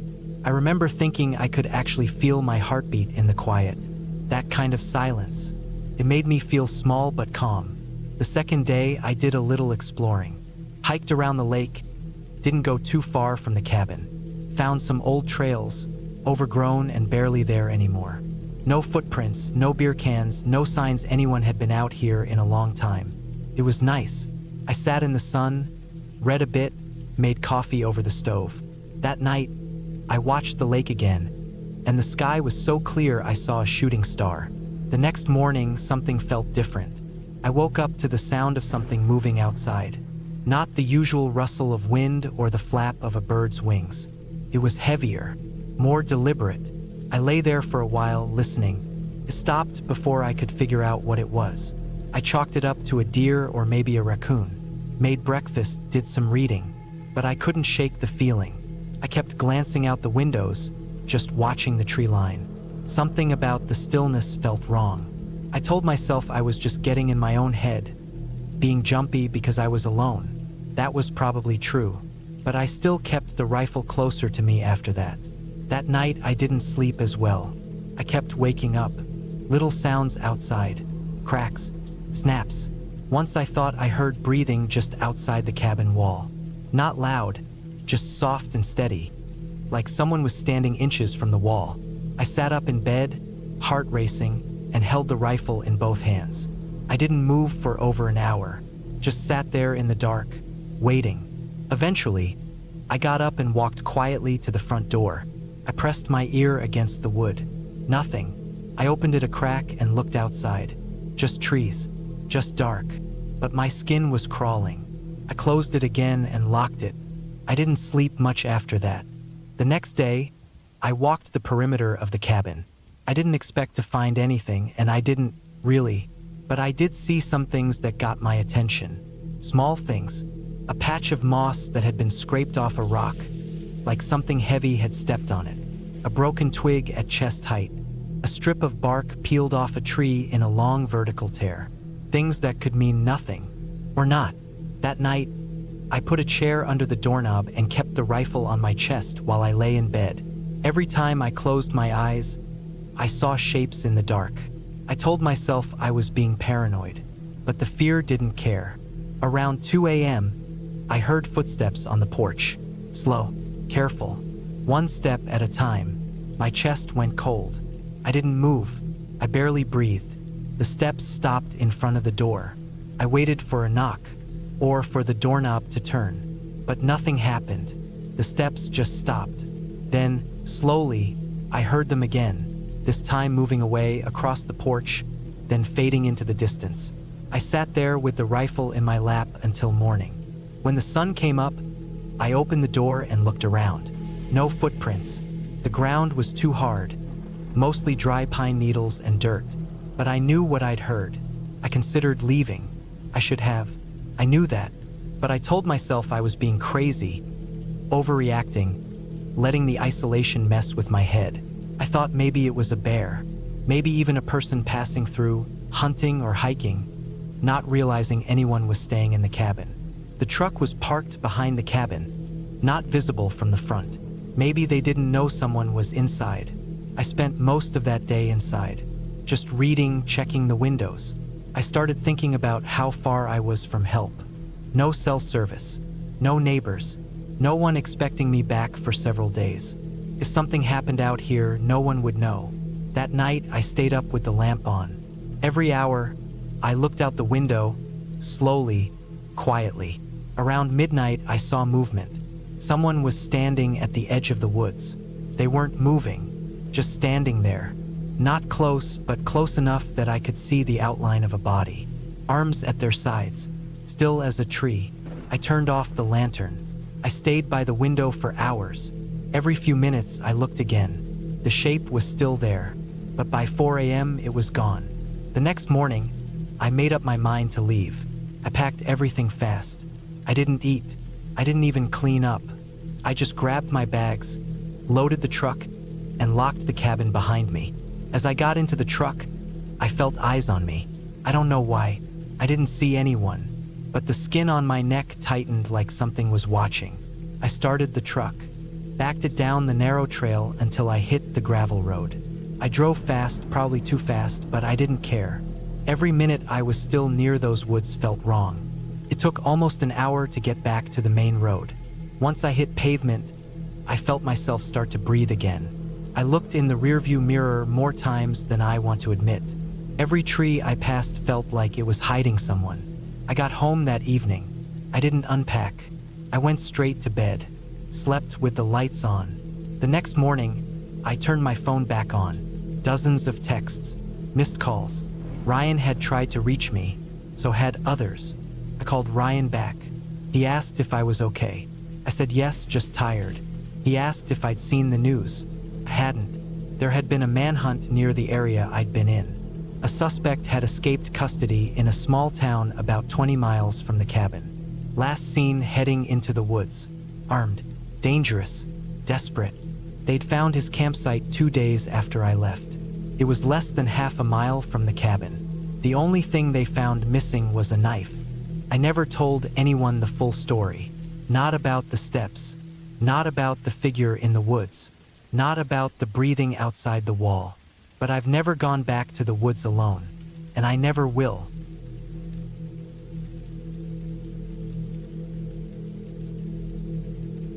I never really liked the idea of cabins in the woods. Something about them always felt off to me. Maybe it's the isolation or the silence that seems too quiet, like it's hiding something. But that fall, I ignored my gut. I needed the break. I'd been working 12-hour shifts for months straight, barely sleeping, eating garbage, and snapping at people for no reason. My blood pressure was high, my back was killing me, and even my doctor told me to take time off before I burned out completely. So when my buddy offered me his uncle's old hunting cabin for a week, I said yes before even asking the details. He told me it was up near the edge of the state forest, a good 4-hour drive from the city, and about 10 miles from the nearest town. No neighbors, no cell service, no internet. Just a small 2-room wooden structure, stocked with firewood, canned food, and a generator that supposedly still worked. He even told me there was a little lake nearby where I could fish or just sit and relax. It sounded perfect. I could read, sleep, go for long walks, maybe write a little. That's what I told myself, at least. The drive up was peaceful. The further I got from the city, the more the tension in my chest seemed to ease. The leaves had already started turning, and the road into the woods was lined with oranges, reds, and yellows. It felt like something out of a painting. By the time I got to the turnoff for the dirt road that led to the cabin, it was late afternoon. The sky was soft and gray, the air a little cool, and the road looked barely touched.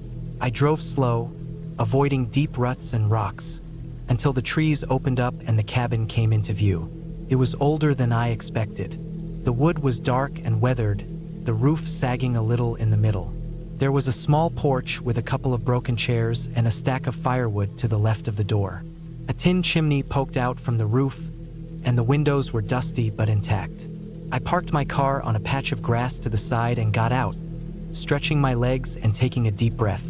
The air was clean. It smelled like pine needles, wet leaves, and something sharp I couldn't place. I told myself it was just the forest. Inside, the cabin was simple. One main room with a couch, a small table, a fireplace, and a kitchenette. Off to the side was a bedroom with a full-size bed, a nightstand, and a single small window that looked out over the trees. There was a trapdoor in the floor of the kitchen, which I found out led to a root cellar stocked with canned food, bottled water, and some old tools. I was surprised by how well stocked it was. Someone had really taken care of it. I spent the first evening just settling in. I lit a fire, unpacked my stuff, made a sandwich, and opened a book. There was no signal on my phone, so I turned it off and left it on the nightstand. By the time it got dark, I was already starting to feel the kind of tired you only get after a long, stressful stretch of work. I turned in early that night and slept harder than I had in months. The next couple of days were calm. I hiked through the woods, sat by the lake, and read for hours. I wrote a few journal entries, ate simple meals, and went to bed early. The silence was strange at first, almost too quiet, but eventually I got used to it. The only sounds at night were the wind through the trees, the creaking of the cabin settling, and the occasional hoot of an owl or rustling of leaves outside. I felt like I was finally unwinding, but things started to feel different around the third night. It was about midnight when I woke up suddenly. I wasn't sure why at first. There hadn't been a sound, not that I could remember, but my heart was racing, and my skin felt cold, even though the fire in the other room was still burning low. I lay there for a while, trying to slow my breathing, telling myself it was just a change in routine or maybe a dream I couldn't remember. Then I heard it.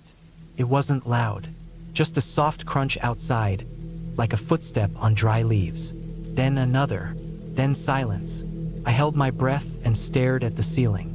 I listened for anything else, an animal, a branch falling, something that would make sense. But there was nothing, just the sound of my own breathing and the fire popping in the next room. I told myself it was probably a deer, or maybe a raccoon, something harmless. The next morning, I checked around the cabin. I didn't see anything strange, no footprints, no signs of animals. But I couldn't shake the feeling that something was off. The woods didn't feel the same. It was like the silence had changed. Before, it had felt peaceful. Now it felt heavy, like it was watching me. That day, I went further out on the trail, hoping some movement and distance would clear my head. I hiked for a couple of hours, found a ridge with a good view, sat for a while, and then made my way back. When I got to the cabin, the front door was closed. I always locked it when I left, always, but the lock was hanging open. I stood there for a long minute, just staring at it. I hadn't told anyone I was here. I hadn't seen a single person since I'd arrived. There were no other cars, no voices, nothing. My mind raced. Was someone here while I was gone? Was someone still here? I slowly opened the door and stepped inside. The place looked the same. Nothing seemed touched. My bag was where I left it, the blanket still messy on the bed, dishes still in the sink. But it felt different, like someone had been inside. I checked every corner, even the cellar. Nothing. That night, I pushed a chair under the doorknob and kept the fire low. I didn't sleep much. Every little creak made me sit up. I heard noises again around midnight, soft steps like before. This time, they circled the cabin. I stayed in bed, frozen, staring at the ceiling again. My hand was clenched around the flashlight I'd brought with me, even though I wasn't sure what good it would do. The steps paused outside the bedroom window. Then nothing, just silence. When the sun came up, I looked again.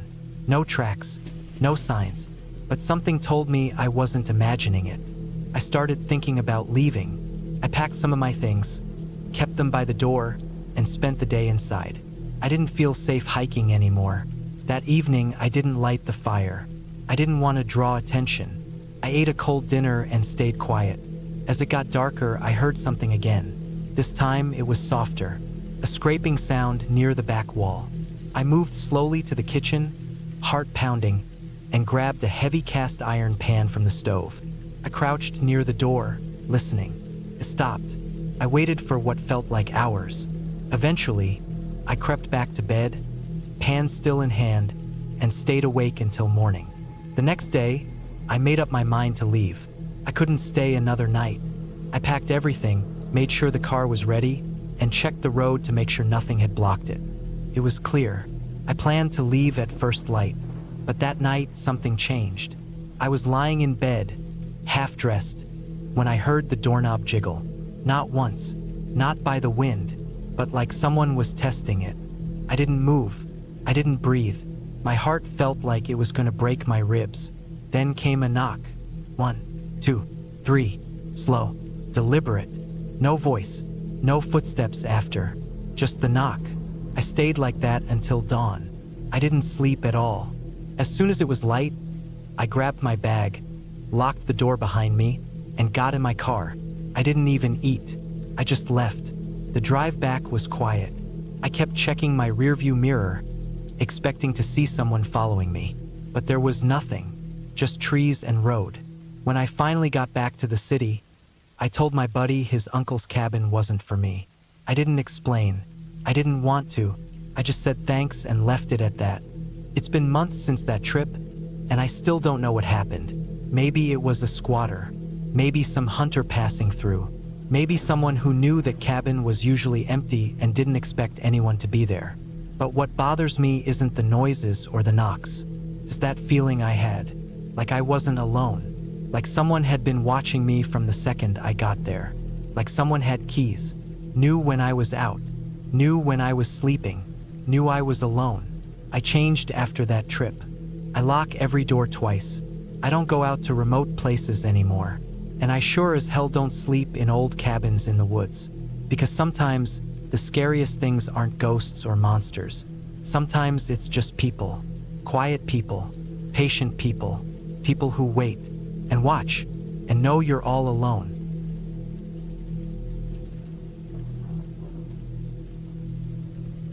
I rented a cabin in the woods for a week because I needed to get away from everything. My work had been draining me for years. Sitting in front of a screen for 12 hours a day, answering emails, fixing other people's mistakes, chasing deadlines that never really seemed to mean anything. I wasn't sleeping well, I wasn't eating right, and my mind just felt constantly loud. I needed quiet. I needed to be alone for a little while. So when I saw a listing for a secluded cabin about 4 hours outside the city, surrounded by trees, no Wi-Fi, no cell signal, I booked it immediately. The pictures showed a small wooden place with a porch, a wood stove, and one bedroom. There was a little kitchen with the basics and a tiny bathroom with a shower and toilet. It was buried in the woods, a few miles off a narrow county road. The listing mentioned there were a couple other cabins scattered around the area, but not close enough to see or hear. That was perfect. I wanted space. I didn't want to bump into anyone. I didn't even want to see another person. I drove up on a Sunday afternoon in late October. It was still warm enough during the day, but the nights had started to get cold. I had packed some warm clothes, extra blankets, a pile of groceries, and a few old paperbacks I'd been meaning to read for years. I also brought my hatchet, a flashlight, a pocket knife, and a couple of tools just in case. I wasn't planning on doing anything dangerous, but you never know when something simple can break out there. The road to the cabin turned off a small 2-lane highway onto a dirt road that twisted through thick forest. The GPS gave up about 10 minutes before I got to the turnoff, and from there it was just following a printed map that the owner had emailed me. There were a couple of hand-painted signs nailed to trees that helped. I passed one other cabin off the road, maybe a mile before mine. It was quiet, and I didn't see anyone outside.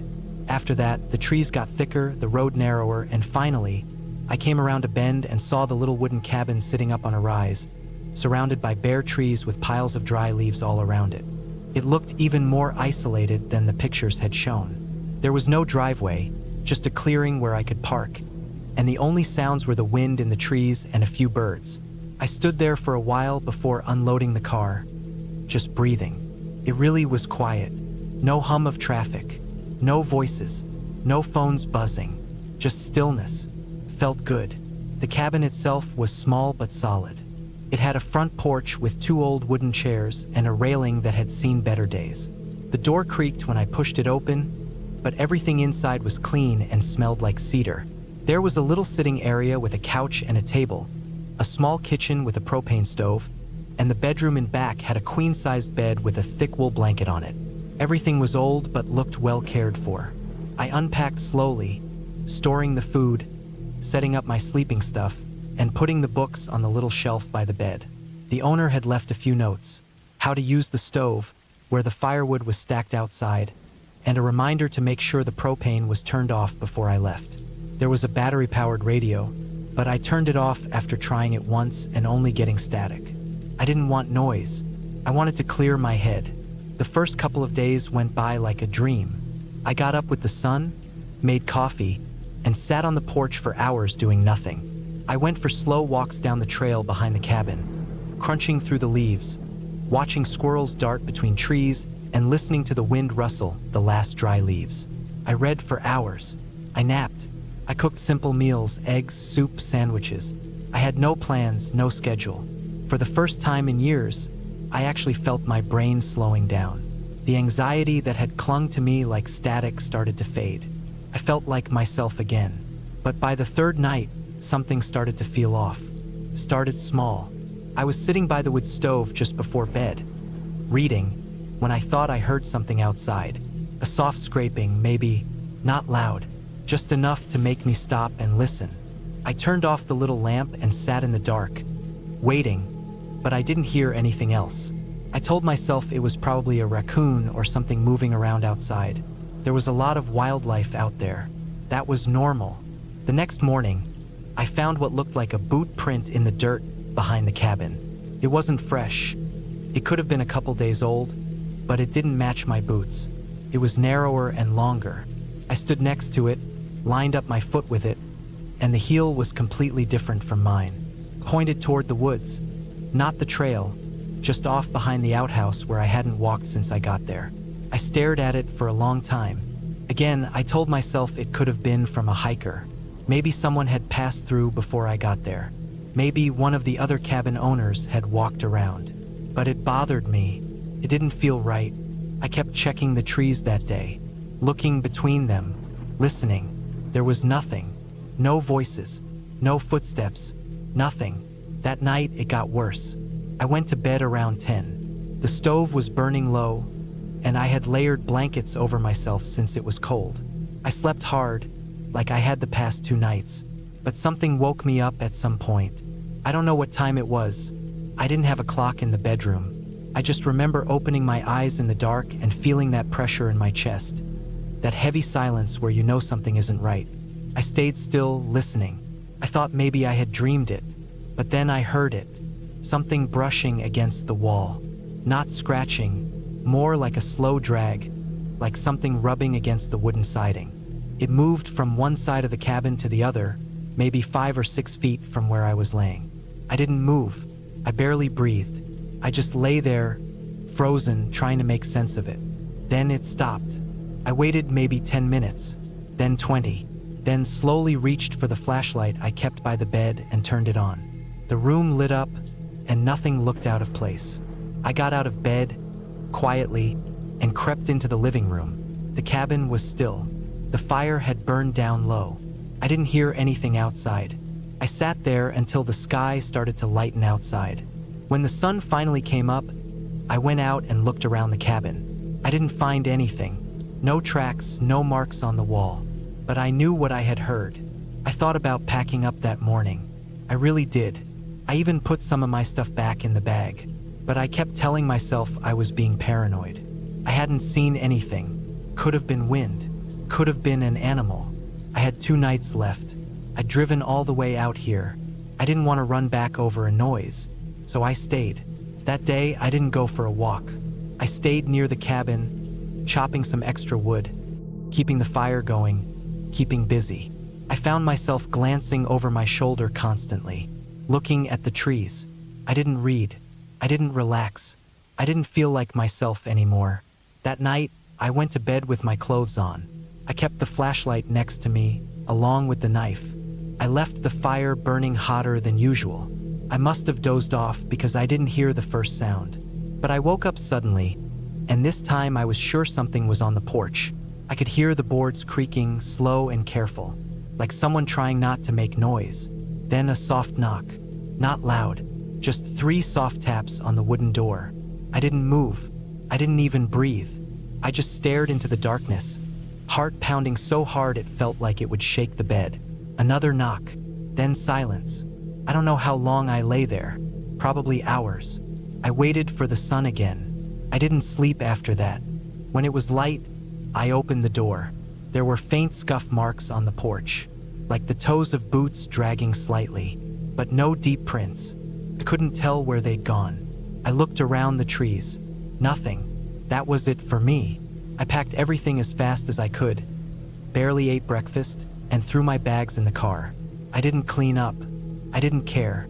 I just wanted to be gone. On the way down the road, I saw a figure off to the side. It was just a shape between the trees, a good 100 yards off the road, standing completely still. I slowed the car, staring at it, and realized it was a man. He was wearing a brown jacket and jeans. His face was pale. He wasn't moving, just watching. I didn't stop. I didn't wave. I pressed the gas and kept driving. I made it to the highway in maybe half the time it took me to get in. I kept checking the mirror, half expecting to see someone behind me. There never was. I didn't relax until I was back in cell range and could call a friend just to hear a voice. I didn't even tell them what had happened. I just said I was heading home early and needed to crash at their place that night. I didn't report it. I didn't call the cabin owner. I left a review that said, "Nice place, very quiet," and nothing else. I didn't want to deal with questions. I just wanted to forget, but I couldn't. For weeks afterward, I kept seeing that shape in my dreams, that still figure by the trees, those soft knocks on the door. And the worst part was knowing it wasn't a ghost or a monster. It was a person, a real person. Someone was out there watching the cabin, walking around it at night, knocking on the door in the dark. And I still don't know why. Maybe they just liked.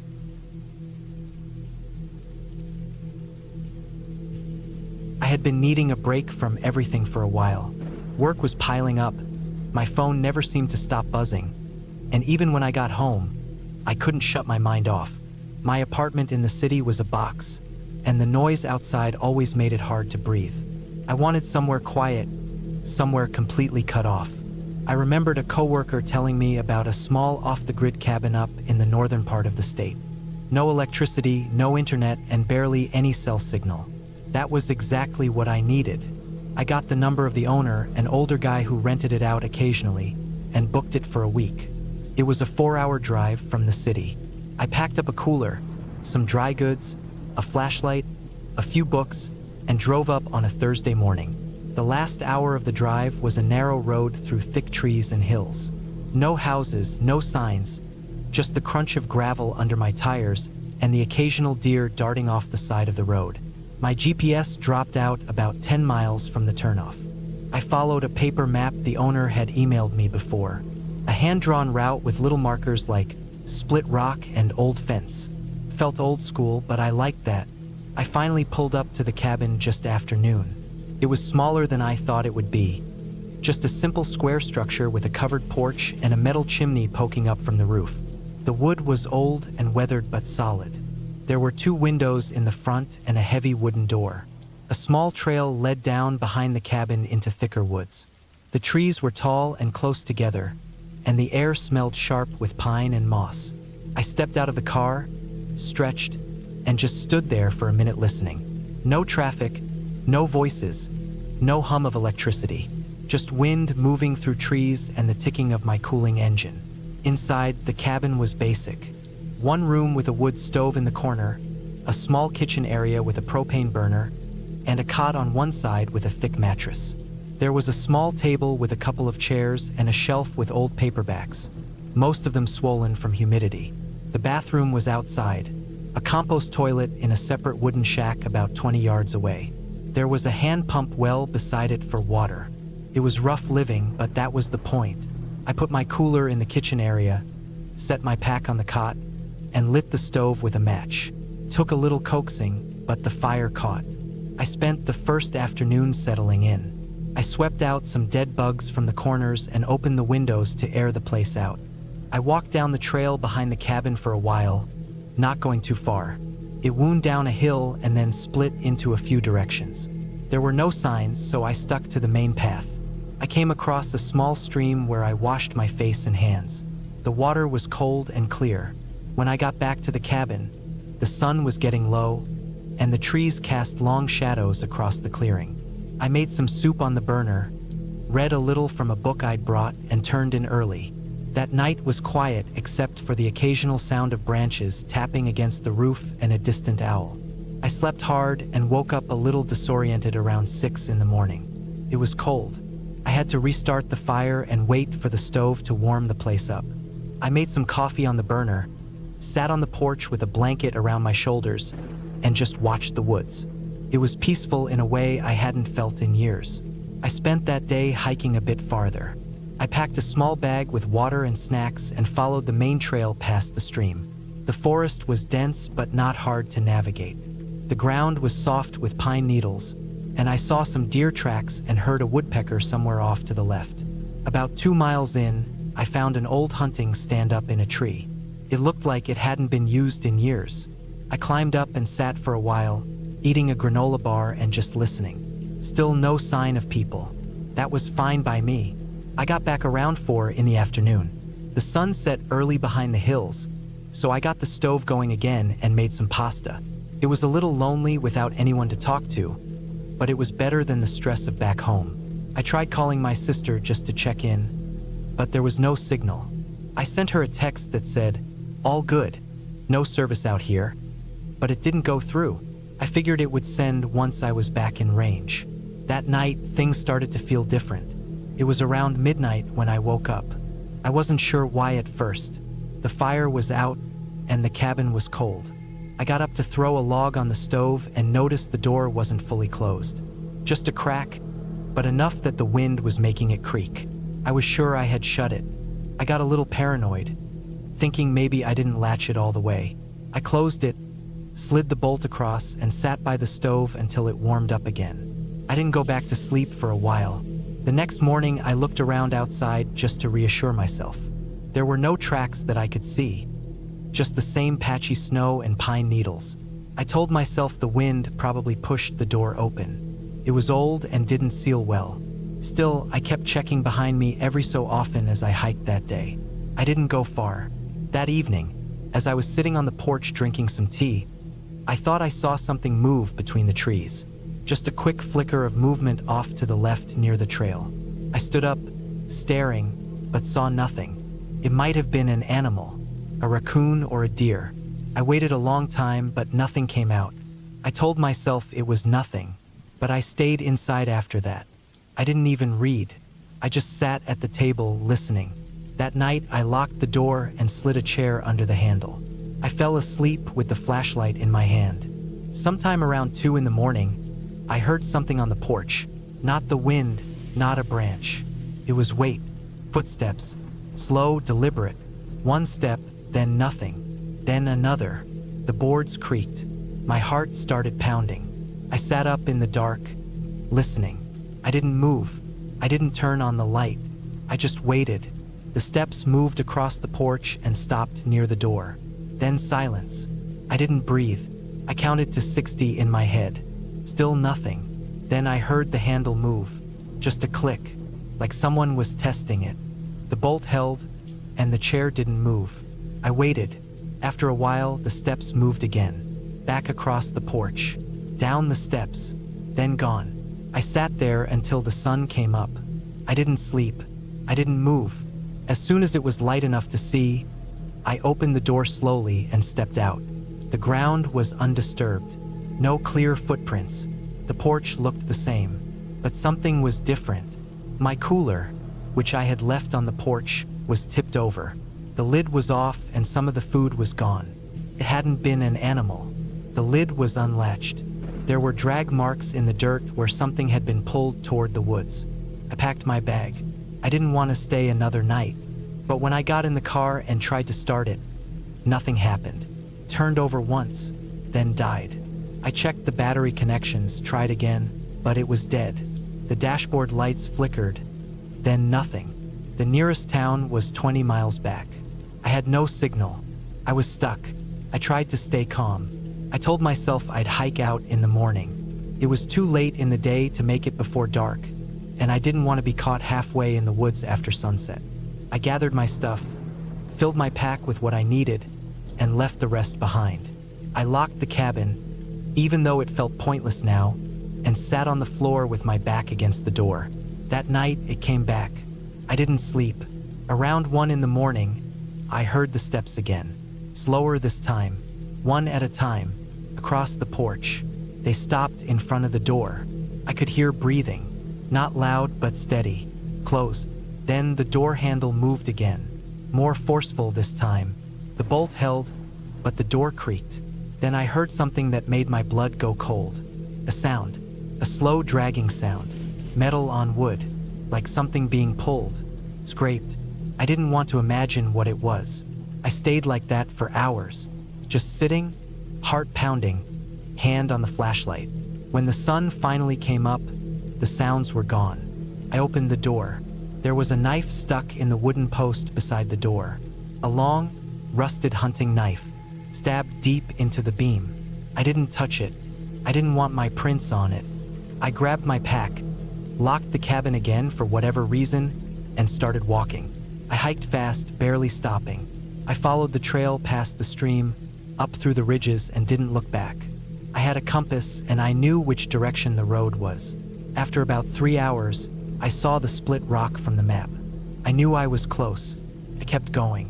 I got to the gravel road around noon and flagged down a passing truck about half an hour later.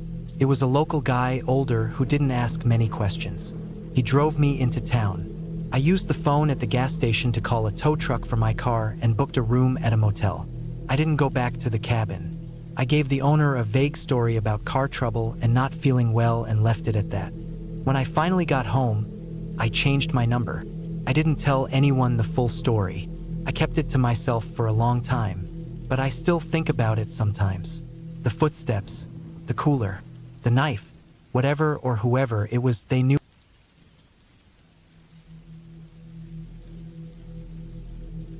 I never liked staying in other people's cabins. I always felt like I was intruding, even if I had permission. It's just that weird feeling of being around someone else's furniture, someone else's bed, their smells, their old food left behind in the pantry, their stuff tucked away in drawers. Still, when my coworker Ken offered me his family's old cabin for the weekend, free of charge, I said yes. I was overdue for a break. I hadn't taken a proper day off in months. Between work and everything else going on in my life, I was running on fumes. Ken had talked about the cabin a few times before, how it sat right on a ridge above a small lake, surrounded by nothing but trees and quiet.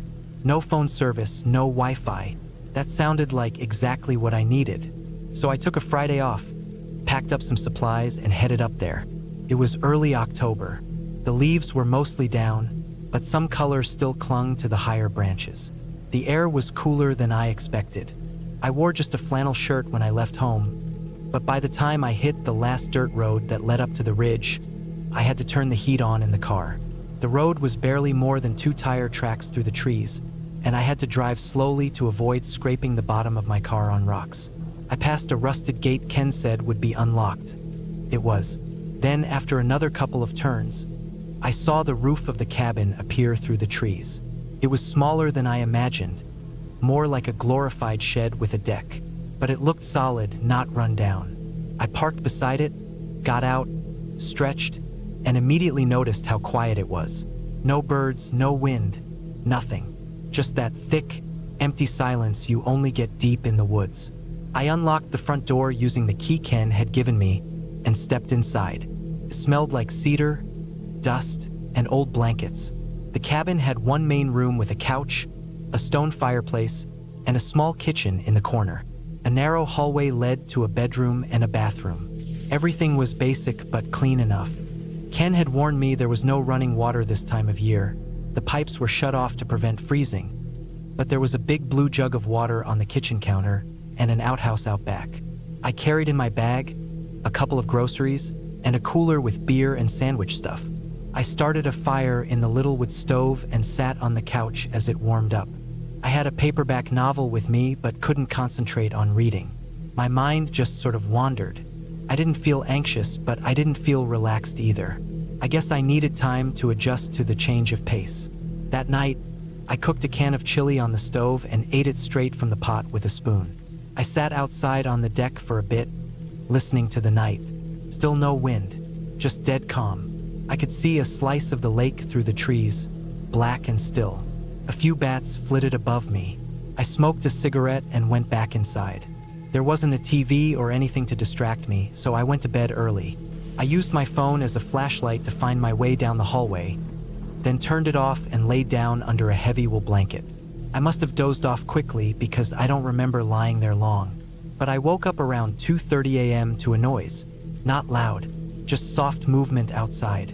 I figured it was an animal, maybe a raccoon. I listened a while longer and didn't hear anything else, so I went back to sleep. The next morning, I walked around the outside of the cabin, half looking for prints in the dirt, half just stretching my legs. Nothing unusual.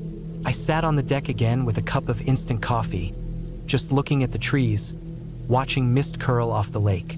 I still hadn't seen a single person since I'd arrived. Later, I went down to the water. There was an old canoe flipped upside down near the shore, and a broken dock that extended about 10 feet before falling apart. The lake was small but deep-looking. Cold, too, I could tell just by looking at it. I sat on a log and tossed pebbles into the water. Time moved differently up there. It felt like the middle of nowhere, like nothing was really happening in the world beyond those woods. I thought I'd be bored, but I wasn't. I just kind of drifted. That night was colder. I kept the fire going longer and bundled up more before going to bed. Again, I fell asleep pretty quickly, but woke up sometime after midnight. This time the sound was closer. There was a soft crunching, like footsteps on leaves. Very slow, very careful. I sat up in bed and held my breath. The sound stopped. I got up and tiptoed to the window. I didn't turn on a light. I just peeked out through the corner of the curtain. I couldn't see anything. The trees stood still and the moon gave off just enough light to cast faint shadows. I watched for a full minute. Nothing moved.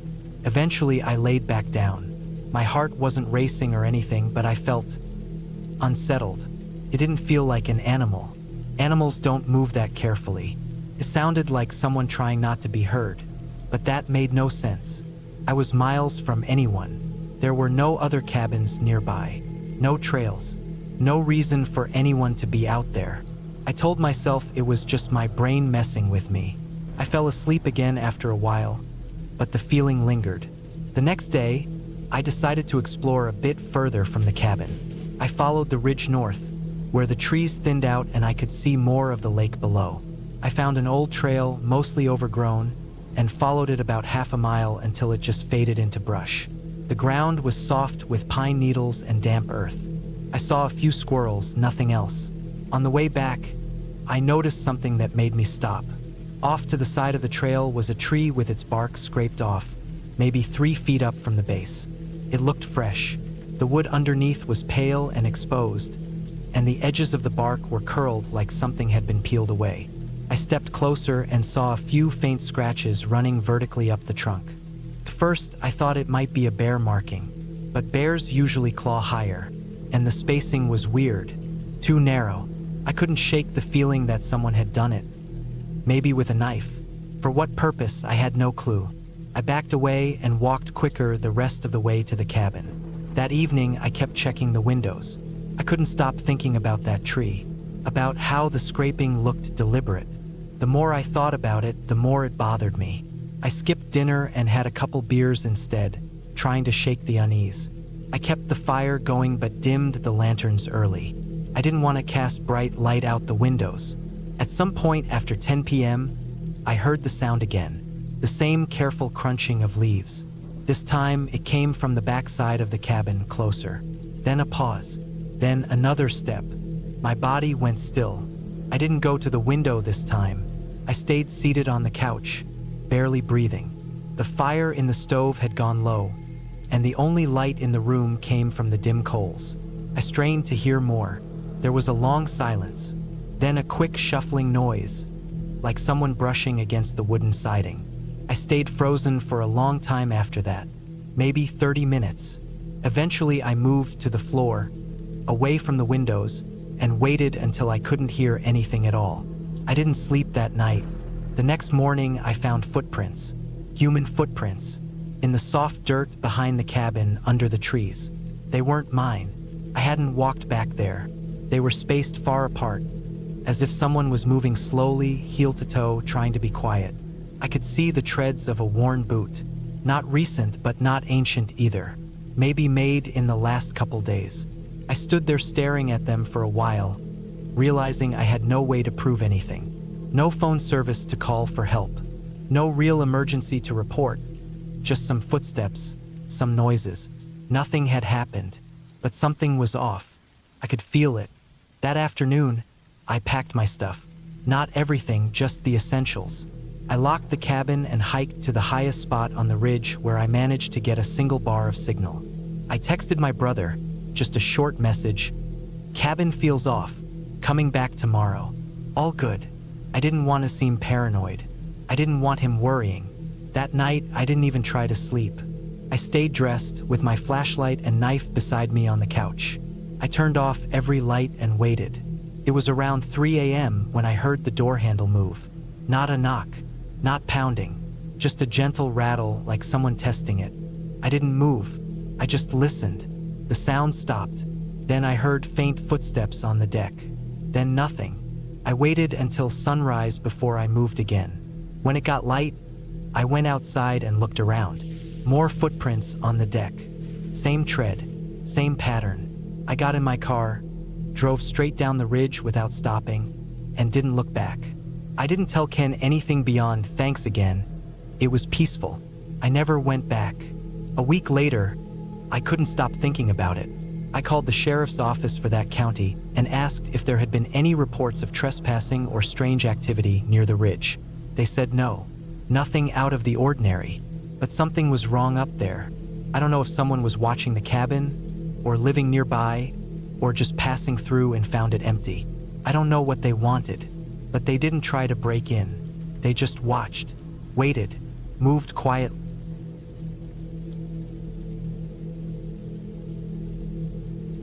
I booked the cabin in early fall, mostly because it was cheap. I found it online on a rental site that had hundreds of listings, and this one was buried deep in the pages. It wasn't flashy, and the pictures weren't great.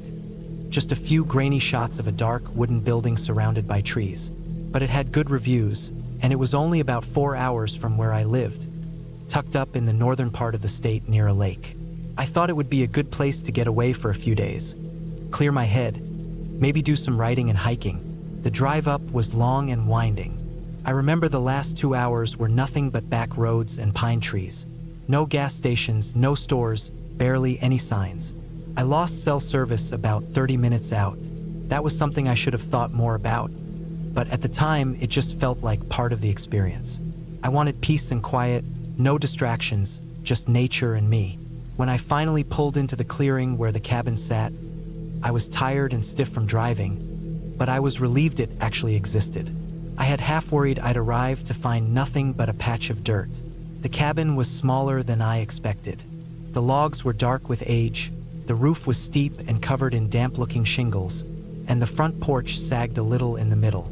There was a tiny gravel area for parking, barely big enough for my car, and a narrow dirt path that led around the side of the cabin into the woods. Trees pressed close on every side, and even though it was only around 3 p.m., the light was already fading under the thick canopy. Everything smelled like wet leaves and bark. I let myself in with the key that had been left in a rusted lockbox on the porch. The inside was plain, just one big room with a kitchen in one corner, a couch, a little dining table, and a wood stove in the center. There was a short hallway that led to a small bedroom and a bathroom with a cracked mirror and old plumbing. The floors creaked with every step. The place felt cold and a little damp, but not in a gross way. More like the kind of damp you get in old buildings that have been shut up for a while. I unpacked, lit a fire in the stove, and made some coffee with the old machine in the kitchen. That first night was quiet. I read a little, then sat on the porch with my coffee, listening to the woods. It was dead silent, not even the sound of bugs or birds. I told myself it was because fall had come early and the animals were already moving on. I stayed out until the sun dipped completely behind the trees, and the cold started creeping in. Then I went inside, locked the door, and turned in early. The second day started off fine. I woke up to sunlight barely slipping through the trees and made a basic breakfast, eggs and toast on the old gas stove. I decided to hike down to the lake that was supposed to be about a mile from the cabin. There wasn't a clear trail, but I followed a worn-looking path that curved through the trees. The forest was dense and quiet. It was hard to tell how far I'd gone, and I kept thinking I heard footsteps behind me, but every time I stopped and turned, there was nothing. I reached the lake after maybe 40 minutes. It was small and still, with brownish water and a thick tree line wrapping around it. No boats, no cabins, no signs of people. I sat on a rock near the edge for a while, ate a granola bar, and skipped a few stones. Then I headed back. I stayed on the path, but somehow it felt different going the other direction. I came across a small clearing I didn't remember seeing on the way down. In the middle of it, there was a large rock with a rusty tin can sitting on top. That stopped me. It was out of place. No campsite, no fire pit, nothing else around. Just the rock, the can, and silence. I didn't touch it. I just walked past it, faster than before, and didn't stop until I saw the cabin again. Back at the cabin, something felt off. Couldn't place it. The door was still locked and everything looked the same inside, but the air was colder. I kept thinking about that tin can and the weird silence in the woods. I chalked it up to nerves and being alone. I made lunch, then tried to read, but I kept checking the windows. There were no curtains, just bare glass, and I hated how much forest was visible from every angle. Like anything could be out there, just watching. That night, I had trouble sleeping. Around midnight, I heard a noise outside. It was soft, like something brushing against the wall. Then it stopped. I laid there, eyes open in the dark, waiting for it again. 10 minutes later, it came back, this time on the opposite side of the cabin. A dragging sound. I didn't move. I just stayed under the covers, heart pounding. Eventually, it went quiet again. I don't remember falling asleep, but when I woke up, it was morning. The third day, I didn't leave the cabin. I felt uneasy, like something wasn't right. I kept hearing things. Faint snaps, like twigs breaking, or rustling in the underbrush. I told myself it was animals, deer maybe, but I couldn't shake the feeling that I wasn't alone out there. At one point, I looked out the front window and saw what looked like a mark in the dirt, like something had been dragged near the edge of the trees. It wasn't big, but it hadn't been there before. Later, I walked around the cabin just to check things. On the back wall, about 2 feet off the ground, I saw a scratch mark. 3 lines, uneven and deep enough to dig into the wood. Too high for a raccoon or something like that. I took a photo of it on my phone, even though I still had no signal. Then I went back inside, locked the door, and shoved one of the chairs under the knob. That night was worse. I barely slept. The noises came back. More dragging, soft thuds, something like breathing near the bedroom window.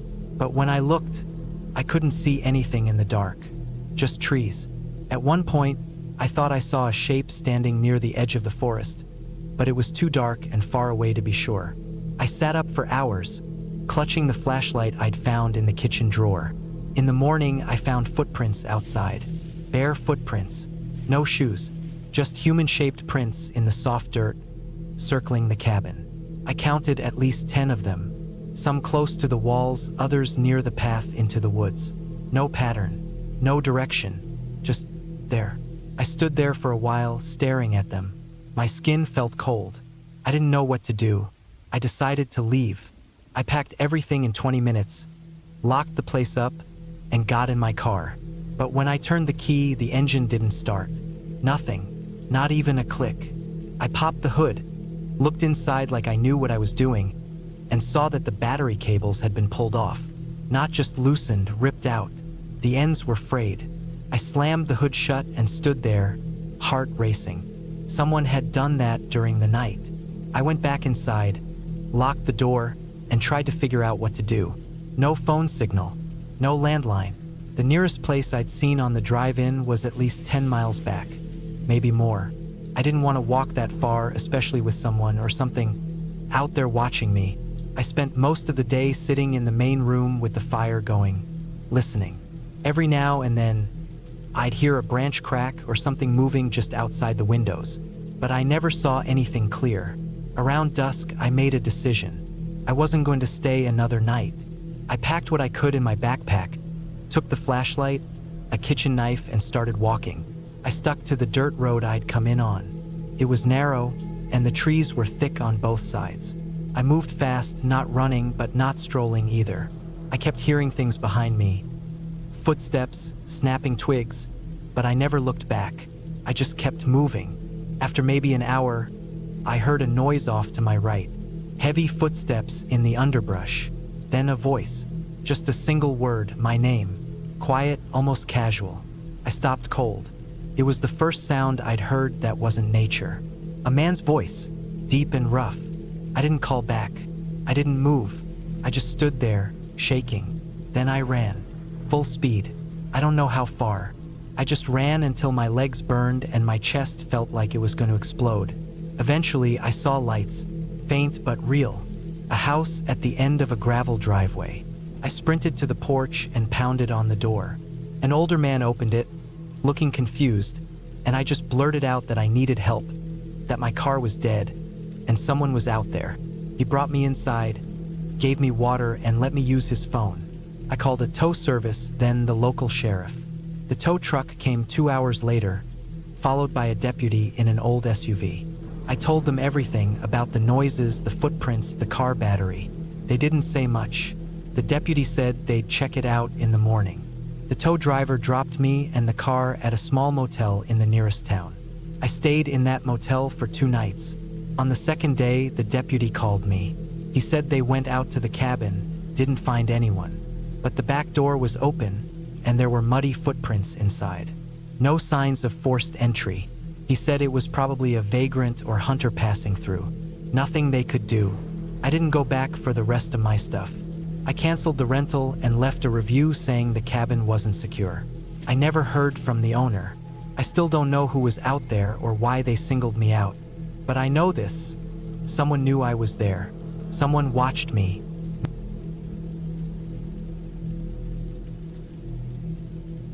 I had rented a small cabin in the Smoky Mountains for 5 days. It was a solo trip. I needed a break.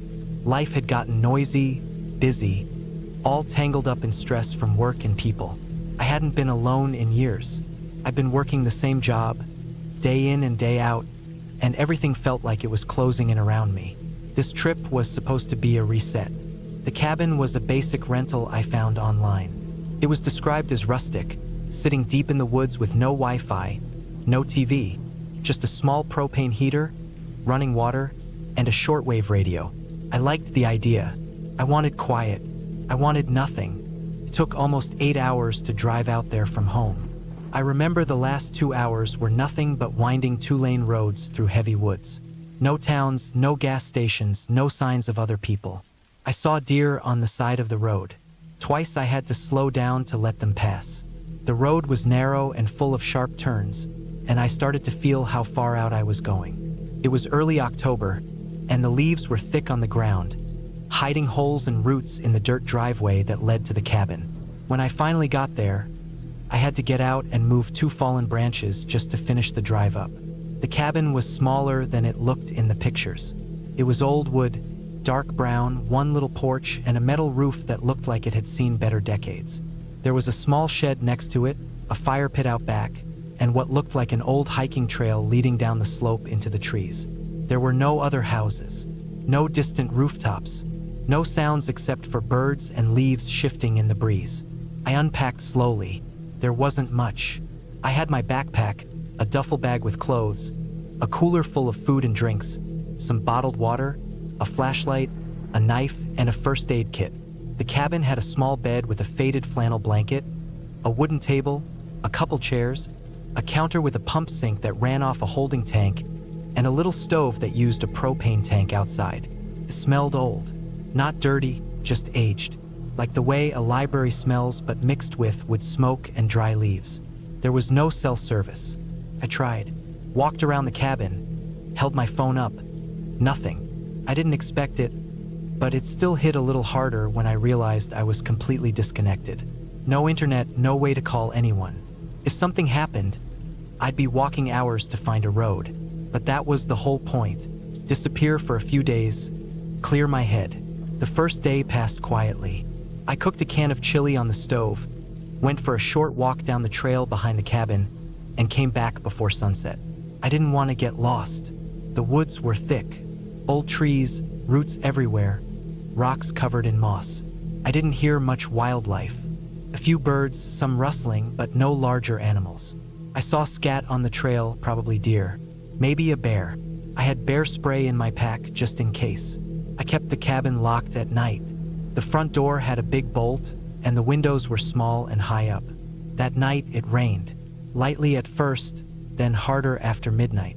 The sound on the metal roof was steady, almost calming. I slept all right, Woke up once because I thought I heard something outside, like something brushing against the side of the cabin. But I told myself it was a branch or the wind and went back to sleep. The second day, I went farther down the trail. It sloped downhill for about a mile, then leveled out near a creek. The water was cold and clear. I filled a bottle, used purification tablets, and sat on a rock for a while, just watching the trees move. I kept hearing things in the woods. Not loud things, just little snaps and crunches in the distance. I stayed alert. I wasn't scared, just cautious. It's different when you're really alone. Every sound stands out more. When I got back to the cabin, I found the front door open. Stopped me cold. I knew I locked it.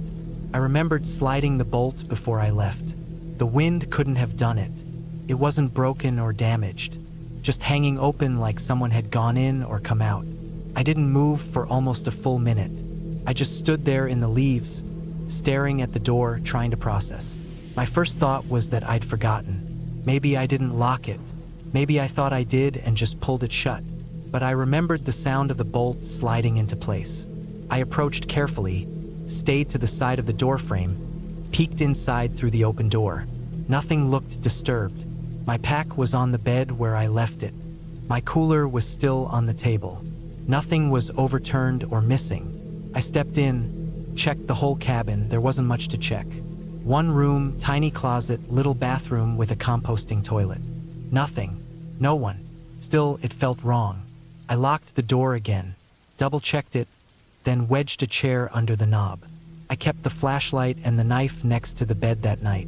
I didn't sleep much. I heard more noises outside, but I couldn't tell what they were. Could have been raccoons. Could have been wind.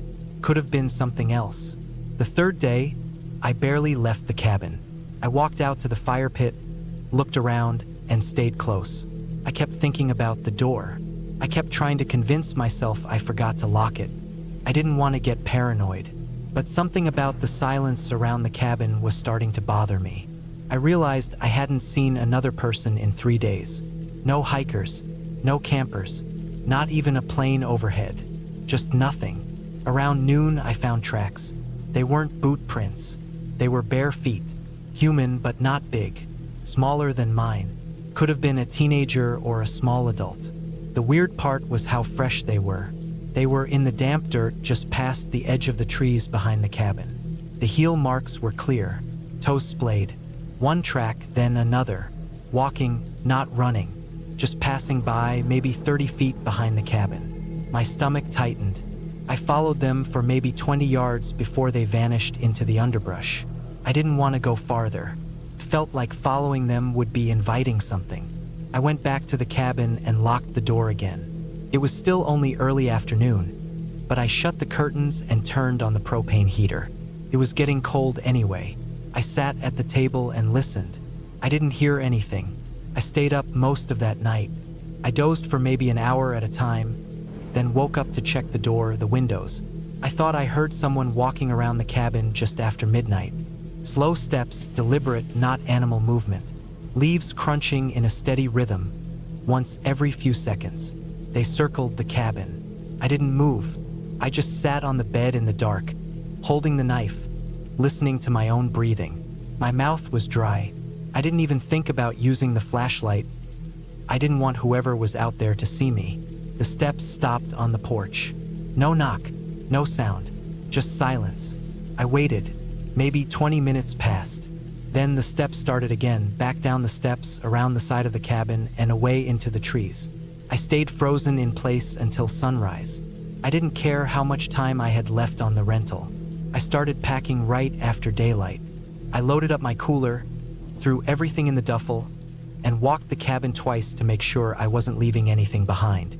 I didn't hear anything that morning. No more steps, no strange sounds, but the woods felt heavier, like something was watching. I could feel it in the back of my neck. That weird electric feeling like your body knows something before your brain does. When I stepped out onto the porch, I noticed something sitting on the steps. It was a dead squirrel. It had been gutted, cut open down the belly with something sharp. Its insides were pulled out but not eaten, just laid out neatly on a flat rock like a display. The body was clean, no blood sprayed around, like someone took their time. I gagged, turned away, and forced myself to breathe. I didn't touch it. I didn't move it. I just walked past, threw my bags in the car, and left. I didn't look back. The drive out felt twice as long. I kept checking the rear view, expecting to see someone behind me on the road. No one came. I didn't stop until I hit a gas station nearly an hour away. When I got there, I sat in the car for 10 minutes before going inside. My hands were shaking. I still didn't have signal, but I was closer to town. I felt like I could breathe again. I didn't tell anyone right away. I didn't know what to say. Someone left a gutted animal on my porch? Sounded like a bad horror movie. I didn't want to sound crazy. I just went home, unpacked, and tried to forget it. But for days after, I kept checking my windows. I kept waking up in the middle of the night, thinking I heard footsteps outside. I stopped going into the woods. Even local parks made me nervous. A few weeks later, I decided to call the company that rented out the cabin. I didn't expect much. I just wanted to say something, warn them. I gave them the cabin's name and the dates I stayed, and the woman on the phone went quiet for a second, then asked me to repeat it. Then she told me that property hadn't been listed on their site for over a year. They stopped renting it out after someone broke in and trashed it last fall. It wasn't even supposed to be active. She asked me where I booked it, and I gave her the website. Turns out,